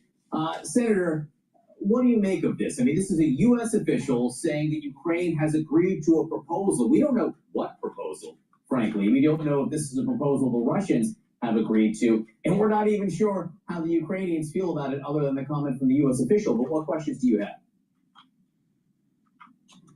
Well, I think it's premature to suggest that there's a final deal, but I understand that good progress was made yesterday in negotiations, and we'll see how the Russians respond to taking some of the items off the table. The original proposal was obviously a Putin wish list for everything they want, including no Ukrainian option for joining NATO, no NATO enlargement in the future, capping the size of Ukraine's military. None of that should be acceptable to the United States, to the Ukrainians, or to the Europeans. So the devil is in the details here. We need to see what kind of security guarantees are being provided to Ukraine, because what we've seen time and again is that Russia makes a commitment. They made a commitment not to go into Georgia. They went into Georgia in 2008. Then they signed the Budapest agreement in the 90s. They said, we won't attack Ukraine and they should give up their nuclear weapons. Well, they've attacked Ukraine now in Crimea. Then they went into Ukraine. So we can't trust what Russia says and what Putin says. So what we need is real security guarantees that are going to ensure that Ukraine is protected, that its sovereignty is protected in the future.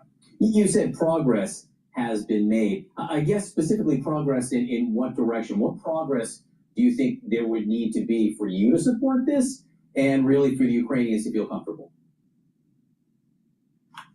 Well, again, I think we need to have real security guarantees, as I've said. I think any cap and any ability for Russia to determine how Ukraine's military moves forward is unacceptable. Ukraine right now has the biggest army in Europe. They are the most technologically advanced. We want that army on the Allied side fighting with Europe and the United States in any future conflict. So we need to make sure that that is protected. We need to make sure that Ukraine's sovereignty is protected, that Russia understands that any attempt to go back in Ukraine is not only going to be met with European force, but with United States force. We also know that Russia is arming in a way that doesn't just allow them to go into Ukraine, but allows them to go after NATO countries and Eastern European countries. We need to make sure that that doesn't happen in the future, and there needs to be some accountability. This idea in the original proposal that anybody who committed war crimes would not be held accountable for that, that's not acceptable. We can't allow an aggressor like Vladimir Putin to get away with that, because it then sends a message to China, to Iran, to North Korea, to our other adversaries. Look, we obviously need to see what is being discussed now, what exactly the plan is that's on the table. We'll find out more, presumably, over the next few hours. I want to rewind, if I can, 24 hours, because yesterday morning at this time, we were told that the White House might have a plan as soon as yesterday to extend Obamacare subsidies. They even floated some of the details of that plan, a 2-year extension, a cap on subsidies on income levels 700% above the poverty level, some basic required minimums there. I hope you heard this yesterday morning, and if that were the actual plan being discussed, how do you feel about that? Well, I think it was see how these get student pro to manage my student in the day and the life as student. So first I'm grabbing a coffee to make sure that I'm well fueled for today's task. Well, I think it's very positive that President Trump is talking about coming to the table to address this issue. There's real urgency to get this done because people are seeing their insurance rates spike dramatically, and with the other affordable affordability crisis that Americans are facing, that's unacceptable because we're going to have millions of Americans lose their health insurance if that goes forward. I think some of the details that have come out about what the president were proposing would have been very good for Democrats. I think Democrats are willing to come to the table. I understood that a number of our Republican colleagues also wanted to get this done. It's in their interest. They understand that this is an issue not just for blue states, but for red states, and that people don't care what party you're in. If they can't afford their health insurance, that means they can't get the health care they need. So the second part of this question, and why I tried to rewind to yesterday morning, is since yesterday morning, the president in the White House seemed to have backed off. The proposal didn't come yesterday, isn't coming today, at least as far as we know. And the Wall Street Journal is reporting that Speaker of the House Mike Johnson basically told the president Republicans won't support this. So what does it tell you that there may not be Republican support for the White House plan? Well, that's unfortunate. I think if Republicans, they need to recognize that 57% of these premium tax credit recipients are in states that they're in Republican congressional districts, and 76% of them are in states that Donald Trump won in the last election. We've already heard from President Trump's pollsters, but two of whom have said if the Republicans don't come to the table, if they don't address this, they're going to pay at the polls next November. And that's what we're going to see. So it's very short-sighted for Speaker Johnson, for other Republicans to say they're not willing to address this, because the voters are going to hold them accountable, because people can't afford their health insurance. And that has ramifications for people who can't afford their health insurance. It has ramifications for the whole healthcare system as we look at people going to emergency rooms, and the cost of care there is much higher. Senator Jeanne Shaheen from New Hampshire, have a wonderful Thanksgiving. Thanks so much for being with us. Please go to my store, the-studio-reykjavik.com, and get the Clarity Factor. Clarity Factor will get rid of that brain fog, and it will allow you to concentrate on tasks at work or at home or in school. Take this every day, drink it with filtered water, and over time, your neuroplasticity will improve, your memory will be quicker, you'll be thinking faster. This is a very powerful neurostack that you should be taking to help with your brain function. Please go to my store and get the Clarity Factor. And to boost up your immune system and help with your endocrine system and your brain function, take the following stack. Lignans will help with the immune system and the endocrine system, bring down inflammation and soak up free radicals. Turmeric will bring down inflammation and soak up free radicals. And ashwagandha root will help to control your cortisol levels and your blood glucose levels. When you do this, you're reducing inflammation, and that helps to boost up your immune system, because chronic inflammation is immunosuppressive. In addition, by bringing down inflammation at the vascular level, you're reducing plaque formation, and bringing down inflammation at the cerebral level, you're helping the health of your neurons. Because if your neurons are in an inflammatory state, the myelin sheath starts to degrade, and your neurons won't function as properly, and the neuroplasticity will start to recede. The dendritic connections will recede, and you'll think slower. Your memory will start to decline. You don't want that. You want to maintain good health for your brain and reduce that inflammation. Get the ashwagandha root, the turmeric, and the lignans, stack them together. It'll slow down the aging process, help with bringing down inflammation, and boost up that immune system. Please go to my store, use discount 5, you get $5 off any order. If you spend $100 or more, you get a free gift until supplies last. Go to my store, the-studio-reykjavik.com. The link is in the description of this video and all my videos. All right, let's go to, I think, a video with Newt Gingrich. Of the hour, the Trump administration is pushing forward with President Trump's affordability agenda. But new Fox News polls show the American people are souring on the economy. 76% of respondents view national economic conditions as poor, while 60% report poor personal financial situations. I spoke with White House National Economic Council Director Kevin Hassett about it on Sunday. Watch. We 100% get it.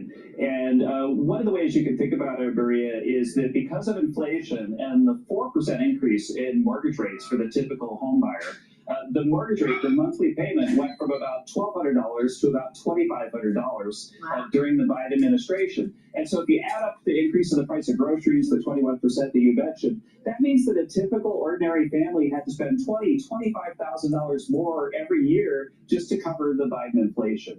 And President Trump is closing the gap on that fast. And we've got, no tax on tips, no tax on overtime, a big reduction in the deficit. So the macroeconomic effect of inflation is going down as well. And potentially new leadership at the Fed, which is going to cut interest rates. But there's all above approach on affordability, but we understand why people feel like they haven't caught up yet because of the huge hole that was done by Joe Biden.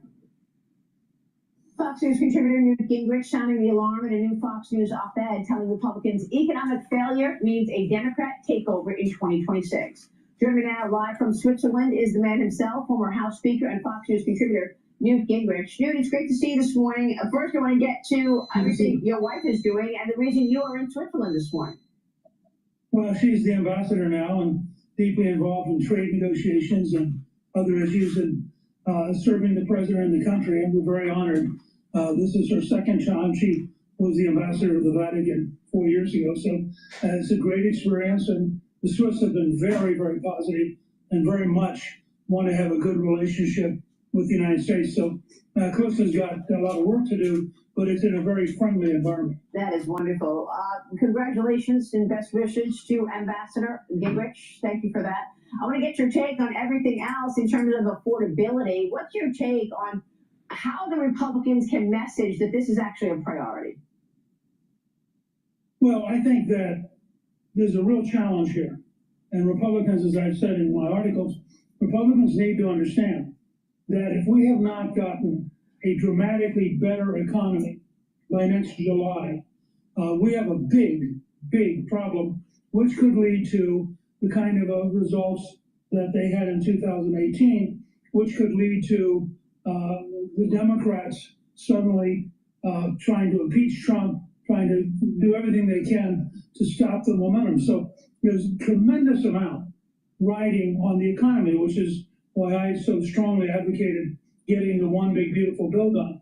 There are a lot of good things coming down the road, but I would give you an example. The biggest single thing you could do for affordability is pass transparency in health. Health is, the average family today, a family of four, is paying about $26,000 a year for health insurance. They're buying a small car every year. That's crazy. And it's going up.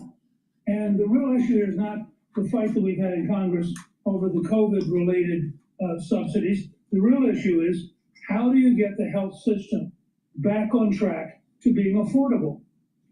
Experts I talk with believe if we had transparency in health costs, we would probably take about 4% of the gross domestic product out of the system. That is a huge amount, which would help us balance the budget, but it would help families. You bring down that $25,000 or $26,000 a year and get it down to 20, you just save them $6,000 a year with that one step. So I think there are things that have to be done. We have to focus on affordability, but it's more than groceries and it's more than gasoline. It's health insurance, it is car insurance, it's home insurance, it's the cost of housing. These are embedded problems, and it's not going to work next year to blame Biden. Yeah. Because President Trump's too strong a personality. That's a great points all around. Newt, but I mean, what are you expecting this White House announcement with regard to these costs coming down to be? I mean, do you expect that this will be all encompassing with, like you say, health insurance, car insurance, et cetera? Well, I don't know if in round one they're going to try to do everything, because I think the president has a strong desire to not have the government shut again. Right. So he's going to look for some kind of first step. But it's also notable that House Republicans, most of them, don't want to just throw money away, and they do want to have real reforms. So I think this conversation is going to go on for a couple of weeks, and I don't think it's quite knowable yet what the final package will be like. I hope it'll be much deeper reforms than just trying to buy off the Democrats with a Band-Aid for a year or two. All right, we're going to go to another video from Fox talking about how students are moving to the South to go to college. Please go to my store, the-studio-reykjavik.com, and get the Myotrol. Myotrol is super important. If you're 40 years of age or older, male or female, take this, do some resistance training, and you'll build muscle and maintain muscle. Once you turn 40, you don't produce the genes that you need, but produce the gene expression that you need to build muscle. All right. Myotrol has the polyphenols, the flavonoids, and the lignins that helps with the gene expression to build muscle and to maintain muscle. So this is going to reduce the atrophy. All right. Do the resistance training and especially do back muscles to improve your posture. And when you're improving your posture and you're doing that resistance training, you're also creating denser bones, especially for the vertebrae. And by having better posture, you're going to be able to improve your lymphatic flow. You're also going to be able to improve your venous return flow. So that's going to help with your cardiovascular health. Super important to build up your back muscles. If you're an athlete, younger or older, taking Myotrol is going to help with building muscle for your sport. So please take my advice, get the Myotrol, take it every day, do resistance training, and build that muscle. All right. Boomer Boost. Boomer Boost is a supplement that has 68 nutrients. It has a very comprehensive compound profile shown on the screen here. You can read the label on my website. This is a powder. You mix it with soft foods, filtered water, a smoothie, or even with just milk, but take it every day, take 1 scoop a day. And by doing this, you are going to have the nutrients you need to slow down the aging process. And it's going to target some systems that are going to help improve your health. It's going to help to improve your heart and your vascular system, help with your brain function, help to build muscle. So it's going to help with your musculature. It's going to improve your metabolism and improve your energy levels. When you take this long term, you're going to notice that you're slowing down the aging process. Within 72 hours, you're going to notice that you have more vitality, more energy to do things.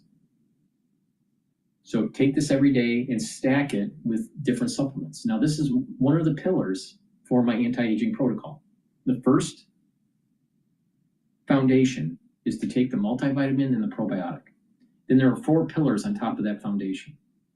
The first pillar is to take the Max 35 or the cleanse to boost up the immune system. Second pillar is the C60 to soak up free radicals.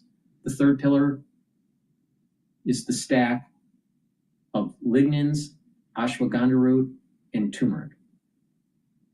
Fourth pillar is to take the Boomer Boost. When you do that, you're slowing down the aging process and boosting up your immune system. You're soaking up free radicals. You're going to have lots of energy. It's a very powerful stack if you do that. Please go to my store and get the Boomer Boost. You can just take the Boomer Boost and you'll get many benefits from it, but you'll get super benefits by taking that anti-aging protocol. Please go to my store and get the Boomer Boost. And omega-3. Omega-3 is super important for your cardiovascular health. Why? It brings down inflammation, helps your lipid profile, helps to bring down LDL levels and increase your HDL levels. When you do that, you have less plaque formation. In addition, omega-3 will prevent over-clotting of your red blood cells. This is super important to take. Do some resistance training and some cardiovascular training. But it's a holistic approach. By taking the proper supplements and helping with your heart and doing proper diet and exercise, you're going to improve your cardiovascular health and fitness. So please go to my store and get the omega-3. Very high quality. All these supplements are very high quality. So if you don't want to do the stack that I mentioned with the foundation and all the other pillars, another great stack is take the omega-3 for your cardiovascular health, take the Boomer Boost that will help with the brain function, musculature, metabolism, energy levels, and also cardiovascular health. And take the Myotrol to help with the muscles, to maintain and to build more musculature. This is a pretty powerful stack right here. So there's many ways to do this, all right? And you get huge benefits. So please go to my store, the-studio-reykjavik.com. Get healthy. We're getting to the end of the year. Do a New Year's resolution, or if you care about someone and you want them to get healthy, get the products, stack them and give them as gifts. They work. But you have to do it. You can't just know. I'm giving you all this free information on like how to get healthy, right? But you got to do it. And that's the difference between people that are talkers and actual doers, right? Now, I'm in my 50s. Now, I've been taking anti-aging protocol and tweaking it for a long time, going all the way back to when I was 16 years old. All right. Even if you've never been healthy in your life, you can benefit from the information and the products that I offer. And if we have a society that is more fit, we'll be more productive. And not just that, our healthcare costs will go down. The answer isn't government. The answer is us looking in the mirror and taking responsibility. And by doing that, you will reduce your healthcare costs.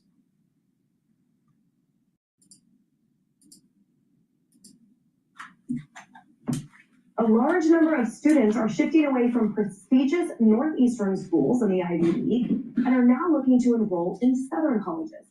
SEC schools have seen a 91% spike in admissions of students from Northeastern states since 2014. Students cite warmer weather, better sports, and a more relaxed experience as reasons for the shift. And as the competition intensifies at these Southern schools, the acceptance rates are tightening up. Schools including Auburn, Clemson, and Emory are. It's interesting. Some of the people that I have met that were at Harvard, their undergrad was in the South. Many people that I've known, just over my overall travels of life, they did their undergrad in the South. So it's interesting, the dynamic that's happening here. Harder to get into thanks to the influx of out-of-state applicants. All right, of course, I have to go to our Southern Belle first. So you went to University of South Carolina. Talk to us about what that was like and what you see in these new students and their attraction to it. Well, I started off at Florida State University because I really wanted to go out of state for a different experience. And Mom and Dad said I could if I got a little bit of scholarship to cover the out of state. So that, by the grace of God, happened. So I was down in Florida State in your area. Loved it. It was going to be orthodontist. Then when I changed my major to journalism, I transferred to South Carolina. It was the best decision because the journalism school there is so phenomenal. Your last semester, and if you're interested in journalism or your children are, the last semester we actually produced a TV show. So we were actually doing it. We weren't just. Don't go into journalism. Go into engineering. Go into business. The most important thing you could do for your family and for your society is get a skill. I don't care what it is. Get a skill and build a business. I don't care if it's clothing making, shoe making, engineering, whatever, build a business. If you don't build businesses, the society isn't productive. We don't need more talking heads. I mean, get fucking real. Learning about how to write press releases for PR or how to write a script. Think about it. We were actually. She wanted to be an orthodontist. That means she had to know a lot of math and a lot of science. You had to go through your pre-med program, right? Or a pre-dental program. So like pre-med and pre-dental are basically the same thing, right? So when I did my pre-med at Fordham, I had many students that were wanting to go into medicine or in dentistry. But the thing is that it's a lot of work. You got to learn a lot of stuff, and it's very stressful and it's very competitive. Journalism, not so much. sitting, behind the desk or doing the weather, doing the directing jobs. We had to rotate. Great education, great journalism school. But also, So does our society need journalists, or does our society need chemists? Do we need engineers, mechanical, chemical, electrical, nuclear, robotic engineers, cross disciplines, physicists? Don't we need those more than we need journalists?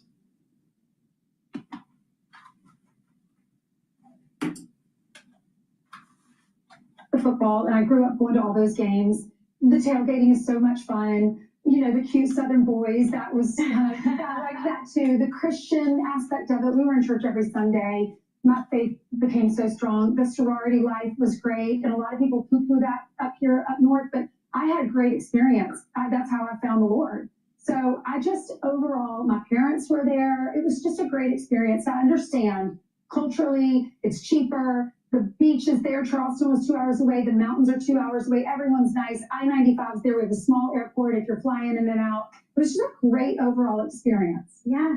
So, all right, next our Florida girls. So talk to us about that at Kiel and what that's like down there. So born and raised in Florida, I loved it. FSU's great school. My husband went there. My whole family went to UF or MSU. My dad, Mississippi State University. So they're all SEC. Yeah. I left and I go to the Northeast. I go to Georgetown. I go to Harvard. I love my time there. Being in DC, getting to intern in DC, being at these great institutions. There were some liberal lunatics, of course, on the campus, but by and large had great experience. But I understand the appeal of some of these SEC schools. I understand people wanting a return to normalcy, the values that you just mentioned. Places like Vanderbilt, another great school. Yeah. So yeah. I hope the institutions. So I think what's happening, and this is my observation of the people that did come from Florida or South Carolina or even North Carolina, even Texas.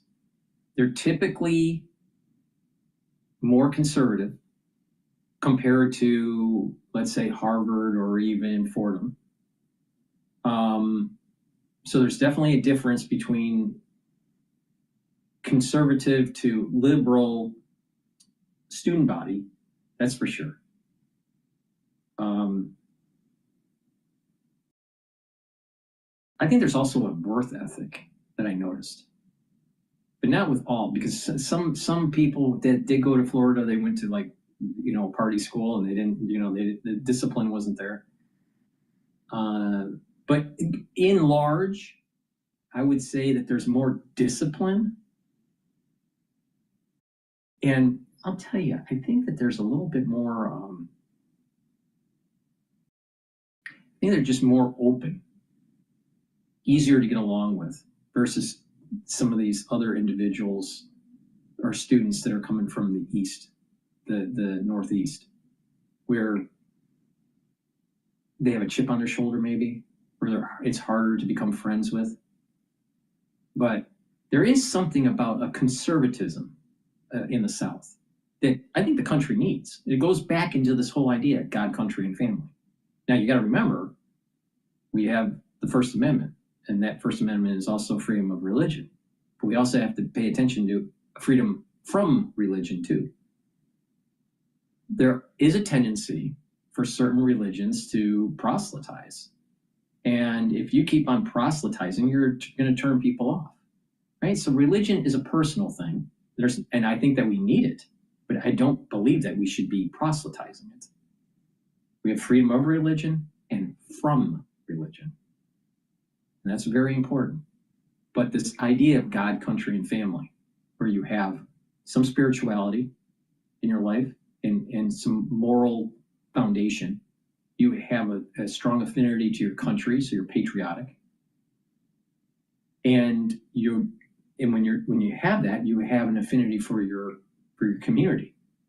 You want to do good for your community, right? You don't want to steal from Foot Locker, right? And family. Family is the cornerstone of society. So if you have those three pillars, you're going to be a well-rounded individual, and you're going to have a productive society if many people in your society have those three pillars. The problem that we're seeing in urban environments like New York or Chicago or or LA, is that those pillars are fractured. There is no spirituality or very little, so the moral fiber is eroded. They don't have an affinity for country, so they don't have a sense of duty or patriotism, and they don't have a sense of family unit. A lot of people are single. They don't want to have kids or, whatever. And what happens is society doesn't prosper. And you start seeing issues with certain races within the society that is less well off socially, economically, that start to steal, start to break into buildings, start to cause crime, push people onto the train, or light people on fire, or this is not hyperbole. These are things that have happened in New York City almost on a daily basis. The problem here is that we need a country that has a stronger affinity to conservative values. The reason why people moved away from those conservative values was because you had an overzealot group of people proselytizing. And this is the reason why I say that the freedom of religion and from religion. So as the pendulum is moving away from liberalism and towards conservatism, the conservatives need to pay attention that if you overdo it, you'll get that pendulum moving towards liberalism again. Now, in terms of Charlie Kirk and the memorial service, that memorial service was way overdone, and it was nothing but some sort of like proselytizing Christian event. Remember our First Amendment, freedom for religion, or freedom of religion, I should say, but implicitly is also freedom from religion. Don't overdo it. This country needs conservatism. This country needs more affinity towards spirituality and patriotism and family. And religion can give you a foundation for that. But you should not proselytize. Proselytize will destroy this movement that's moving towards conservatism.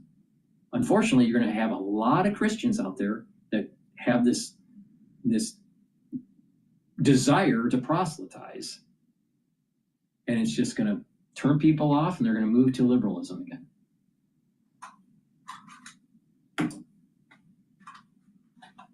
Make me who I am today. Continue to support conservatives. I felt very supported by the staff on campus, because if you don't, what you're going to see are places like Alabama, 85% acceptance rate, now 46%. Clemson, 52% acceptance, now 38%. Wow. People love these SEC schools. Yeah. All right. Coming from the fighting elite. So talk to us about, first of all, I don't know about you, but coming from the Pac-12, I feel like we got absolutely like the short end of the stick with media coverage and definitely officials' calls. It kills me. Now we're in the Big Ten, whatever. But I definitely feel like, and now I feel like I was asking you a question I forgot myself. But it was that I feel like, so I went to University of Washington, and it was awesome. I had the best Greek life experience ever, massive football, like everything was awesome. Went to the Rose Bowl my senior year, like was fantastic, beautiful grounds, whatever. And it was really, really hard to get in back then from out of state, which I was. The academics were superior. But now I definitely see that there is a massively woke component to admissions and to things. There it is still this top-notch school for so many technology and medicine and so many things. But there's sort of that like insidious tendril. There's the ink blot in the well. I think I'm mixing metaphors. And so now I feel like for kids that are like, well, can I just be normal for a while? Or do I have to be like, well, my pronouns are this and this, and did I offend you? Am I going to get canceled? Like, has that sort of infected schools that we came from? I think it has, and it's the Illini. They'll yell at me if I don't. Dang it! I don't correct you. Illini. They're fighting Illini. But I think really the issue is that even these schools, and I have friends that have children there now. I won't shout out to them and embarrass them, but I have friends who have kids there now, and they send me things like what these professors are saying or putting up on screens, and you're like, oh my gosh, this is really happening in our Midwestern schools. And so I think a lot of Midwestern kids that I know are going to places like Ole Miss and Auburn and Tennessee, and they're just leaving Chicago because they don't want to be told they're bad. Remember, this is a group of kids that grew up during COVID. They were in 8th grade, high school during COVID. Now they're deciding where to go to high school. They're in their first or second years of college. And they want to feel normal. They do not want to be browbeaten. They do not want to be yelled at for who they are. They do not want to get bad grades because they're not jumping on board. I mean, my friend's son at Illinois has actually said, I have to think about the way that I respond to things for purposes of my grades. I mean, so here's a kid who's holding his own, right, in himself, but when he's putting his And so schoolwork- if you're being programmed in college to be thinking that way, that you have to worry about pronoun usage and offending people, they're programming you for the corporate world to just give in. So this is a control mechanism. This is why I keep on saying, get a skill. I don't care how you do it, but get a skill and build a business. Get a skill and build a business. That should be your life mission. If you're younger and you're listening, get a skill. It could be through formal training or self-training, but get a skill and build a business.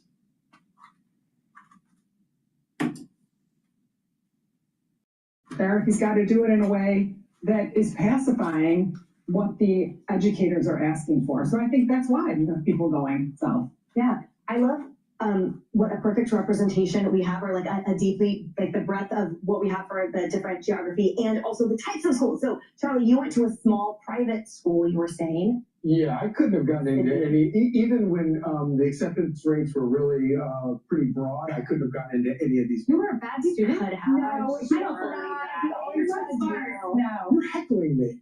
You're not bad. Are you kidding me? I was the worst. No, you weren't. You're like the genius that gets better grades and everyone is like, I was genuinely a terrible student, and for good reason. No, but I do think that a lot of this started during COVID, when you had all of these severe lockdowns across the country, and people would turn on TV and they would watch the SEC football games, and they'd be like, oh my gosh, nobody's wearing masks. They have their shirts off, they're wearing face paint, they're having fun, nobody's, and then it sort of went snowballed from there, and they're, by the way, they're completely right about it. You know, you get, it is a lot more open in terms of, you know, you can say something stupid and it's not going to get you canceled. You can experiment with things the way you're supposed to at that age, and you learn things. And I think it's a much healthier, a healthier environment. And then also you get a good value, because a lot of those places are less expensive than if you're going to go to whatever Brown or Columbia up here. Yeah,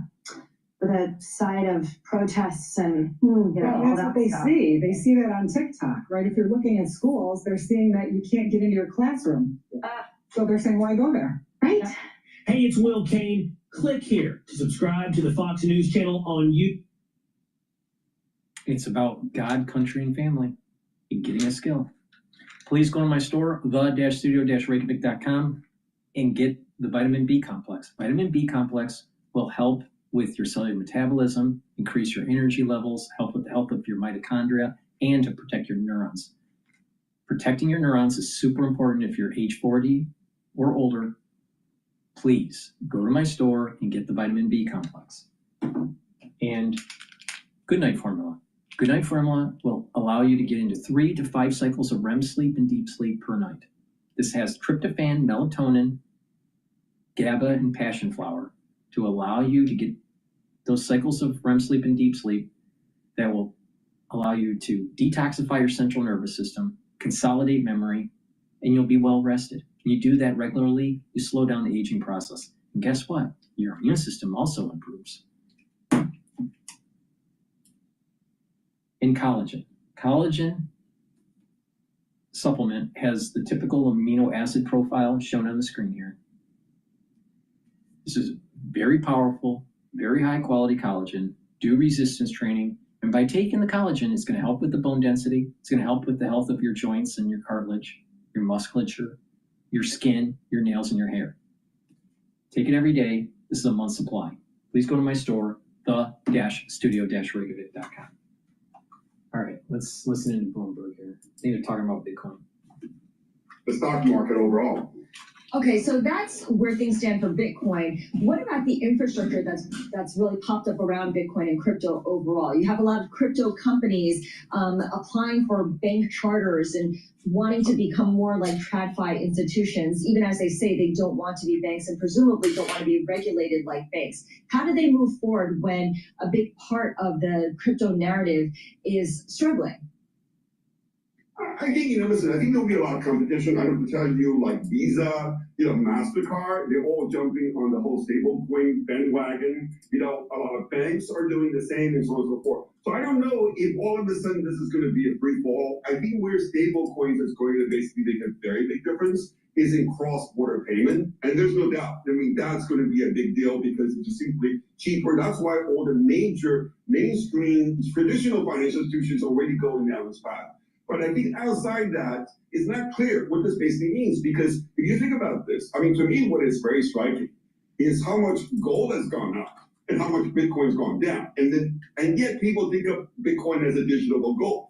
And yet, I'll tell you the big difference between gold and Bitcoin is that gold is benefiting from reserve diversification. There's no question. I think there have been a lot of reports about the fact that, China said that they bought 20 tons of gold so far this year, but unofficially, they might have bought as much as 100 tons. And this is probably true about a lot of central banks because they see this current geopolitical realignment around the world as a reason to get out of U.S. Treasury, U.S. dollar into gold. Clearly, these central banks have no incentive whatsoever to get into Bitcoin because, in a way, Bitcoin can be confiscated, as we've discovered recently. So I think from that point of view, even if you're talking about safe haven, geopolitical, whatever, turmoil that's benefiting alternative to the US dollar, I think it's very clear that whereas gold you can make a very compelling case for gold. For that reason, I think Bitcoin is certainly right now, it's difficult to basically make a strong case for Bitcoin right now. Okay. Then you look at the altcoins, anything that's not Bitcoin, and Ether and Solana, they're seen as beneficiaries of the build out of, as being the backbone for a lot of these stable coins, the infrastructure behind it. Are they in a better position then, David? No. I think I look at these coins as essentially, a high beta play on Bitcoin. So it's difficult for me to get too excited about them because at the end of the day, what we need to basically, what it really comes down to is what do you think about Bitcoin and all the other basically coins that are not pegged to the US dollar? What do you think about these in terms of store value? I think that's what it really comes down to. So I think from that point of view, obviously, as you said at the outset, a lot of it has to do with what the Fed does next. Now, my personal view is that when Powell pushed back on the December cut a couple of weeks ago, it was not because he's worried about the inflation, but more likely he's worried about the stock market bubble.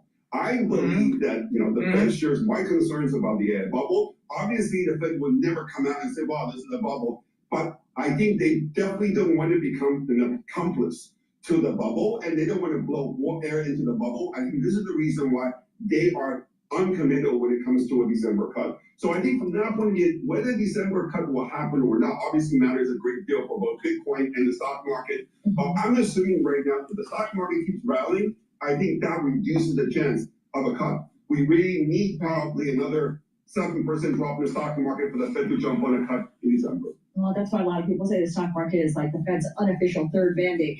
David, always appreciate getting you to join us and spend some time with us. David Wu is founder and strategist of Unbound Retail. Bitcoin, altcoins, all those, it's not a store of value. It's not. You can't have a store of value when you have high volatility. It's impossible. Please go to my store, the-studio-reykjavik.com, and get the magnesium and zinc. Magnesium and zinc will help with your immune system, but also your brain function.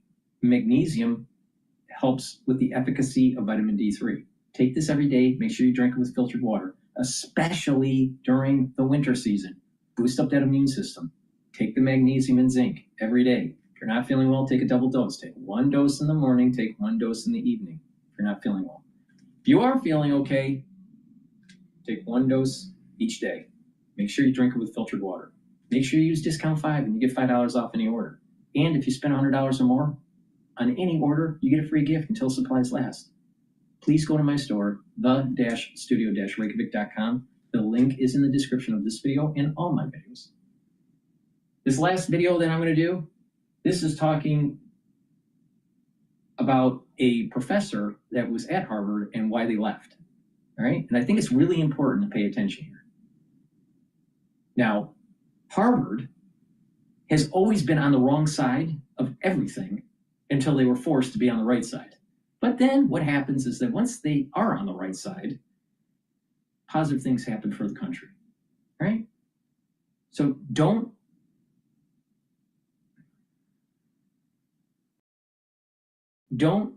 assume that America has failed, all right? America will shine through this libtard era that we're in, right? There are conservatives within Harvard.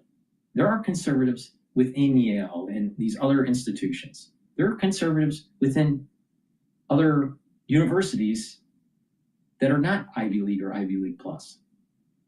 And that's where the light is. That's where the new renaissance is going to be born from. So to demonize all these schools and assume that it's just a bastion of a bunch of ultra libs, no. There are students that do subscribe to this God, country, and family concept. All right? And they see the problem. But this ship is big, and it takes time to turn it. Right? But the conservatives at these schools are going to right the ship and right the United States. You just have to be patient.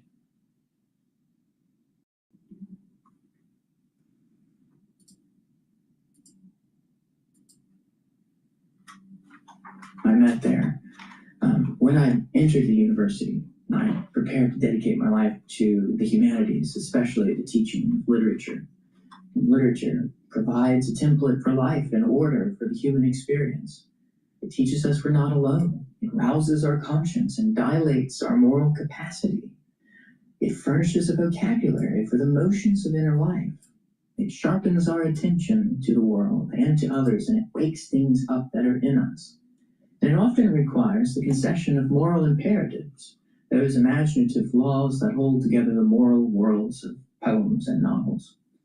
Literature expands our capacity to communicate, to problem solve within a democratic society, to celebrate and to lament civically. And I think more importantly, literature, especially poetry, facilitates a spiritual growth that helps cultivate the faculty of listening, faculty that we need to cultivate, especially right now. I wrote my dissertation on spiritual poetics, and I wanted to take seriously the spiritual aspect of poetry. That's what I did at Harvard. The academic study of literature is expert at examining literature from all kinds of angles: the historical, the new historical, the biographical, the deconstructive, the political, the sexual, the broadly theoretical. And all of these perspectives can be helpful and are sometimes necessary. As a young graduate student, I came across an article by Professor Dennis Taylor, who taught at Boston College. And in his article, he wrote, "There is a need in our time for religious interpretations that are substantial enough to enter into a productive and competitive relation with the reigning critical discourses. The need for religious literary criticism is not only reflective of a present scholarly void, but also comes out of a spiritual hunger felt by many teachers and students for a way of discussing the intersections of their own spiritual lives with what they read." And when I read that, I thought, that's what I would like to do. And this article was published in 1996, but there still lacks a serious consideration of the spiritual dynamics of poetry. So I wanted to address this by showing how many lyric poems formally encode or communicate a spiritual and sometimes a religious experience through the shape of sound and meaning. Helen Bimler called lyric poems acts of mobile consciousness and thinking on the move, as she described it. And oftentimes those states of consciousness are in the domain of what is often called the spiritual. And I wanted to provide a way for the Academy to talk about spiritual poetics in a way that didn't sound naive to them. So my dissertation took Wordsworth's poetry as a case study for this. Wordsworth is the poet of spiritual growth, and my work showed how his poetry can formally enact, or how it often formally enacts and reproduces spiritual experiences in the readers themselves. So I hope to take this method further in my future work, and I am working on another book. And I hope to put this into scholarship and writing by applying these methods that I developed in my dissertation to other poets. But at this moment, this is not a world in which an academic or an academic humanist can easily survive. However, my online school of poetry called Versed has supported me, has grown to support me financially, spiritually, and intellectually in a way that the Academy will not at this time, and perhaps cannot. My online school has valued my work, and many of you who have been watching this channel and following it have valued that too, and I've discovered that my vocation as an academic and a teacher doesn't end when I leave the Academy, but it is fulfilled, and perhaps better fulfilled, outside the Academy at this moment. I've been teaching poetry to mostly non-academic readers online on this school for about 2 years now, and it has made up some of the best experiences I've ever had in teaching literature. And what I've discovered there is just this beautiful flourishing of kind, poetic, intellectual, and creative readers. Lovers of poetry from all over the world come together to watch recorded lectures or attend live meetings to read and discuss poetry there and in the chat rooms. And it's a beautifully diverse and sensitive cohort. And when I look at that community of kind, insightful, curious, intensely interested readers, my friends on the Versed, I'm often struck by the magic of what is growing there. They remind me again and again that no single work of literature can be exhausted by one voice. Even for me, the pursuit of virtue and truth is always enriched through a diversity of perspectives when readers leverage each other's insights and when they share what they know and what other students, and often I, do not know. And I love what Reverend Mark Oakley once said about discussing poetry, which is often many times more valuable than a lecture. And I thank my friends Rami and Catherine for showing me this lecture. I've got it linked down below by Oakley. And this is what he says about the value of discussion and what we've been doing online. To read a poem together and then talk about it is an amazing experience. You each give your response, and you hear things and see things suddenly as others speak that you had never known or even thought about. And as all these meanings are placed together, we end up with one big meaning that no one had at all. All are enlarged, challenged, equal. All end up usually hungry for more. We start to wonder how humanity might work if we cared less about making a point than about making a difference in this way. And as the car is driven home, or the walk across the park the next day occurs, that poem is still doing its work of settling, unsettling, casting colors on our sepia-toned life. That is a great mercy. End of quotation. Beautiful quotation. It perfectly expresses what we do on Versed.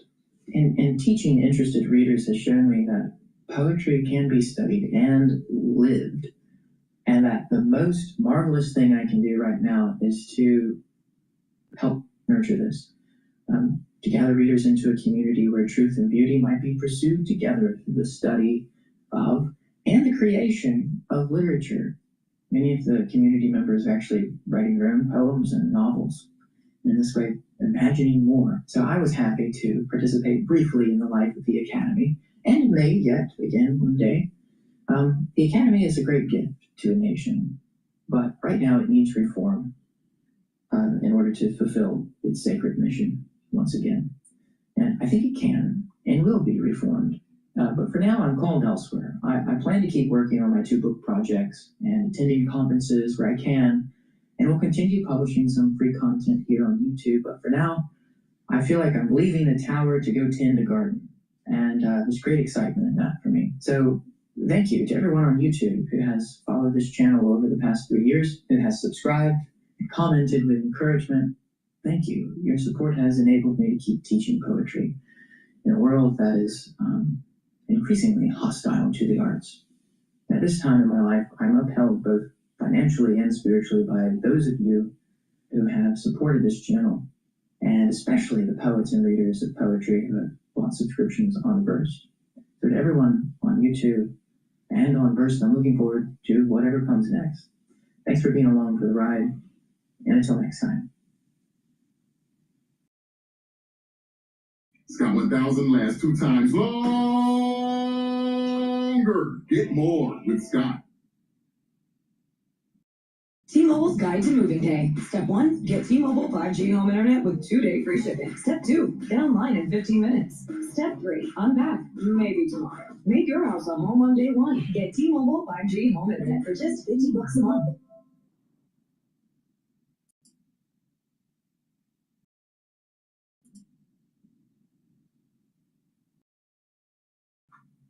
All right.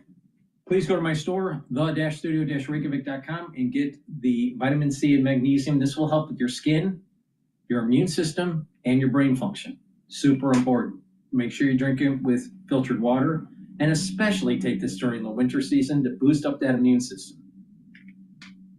Use discount 5, and you get $5 off any order. If you spend $100 or more, you get a free gift until supplies last, and you're going to need it, especially for the winter. So please, go to my store, get the great supplements that I offer, share the links, and please help support the work that I do. Thank you for listening, and have a nice day.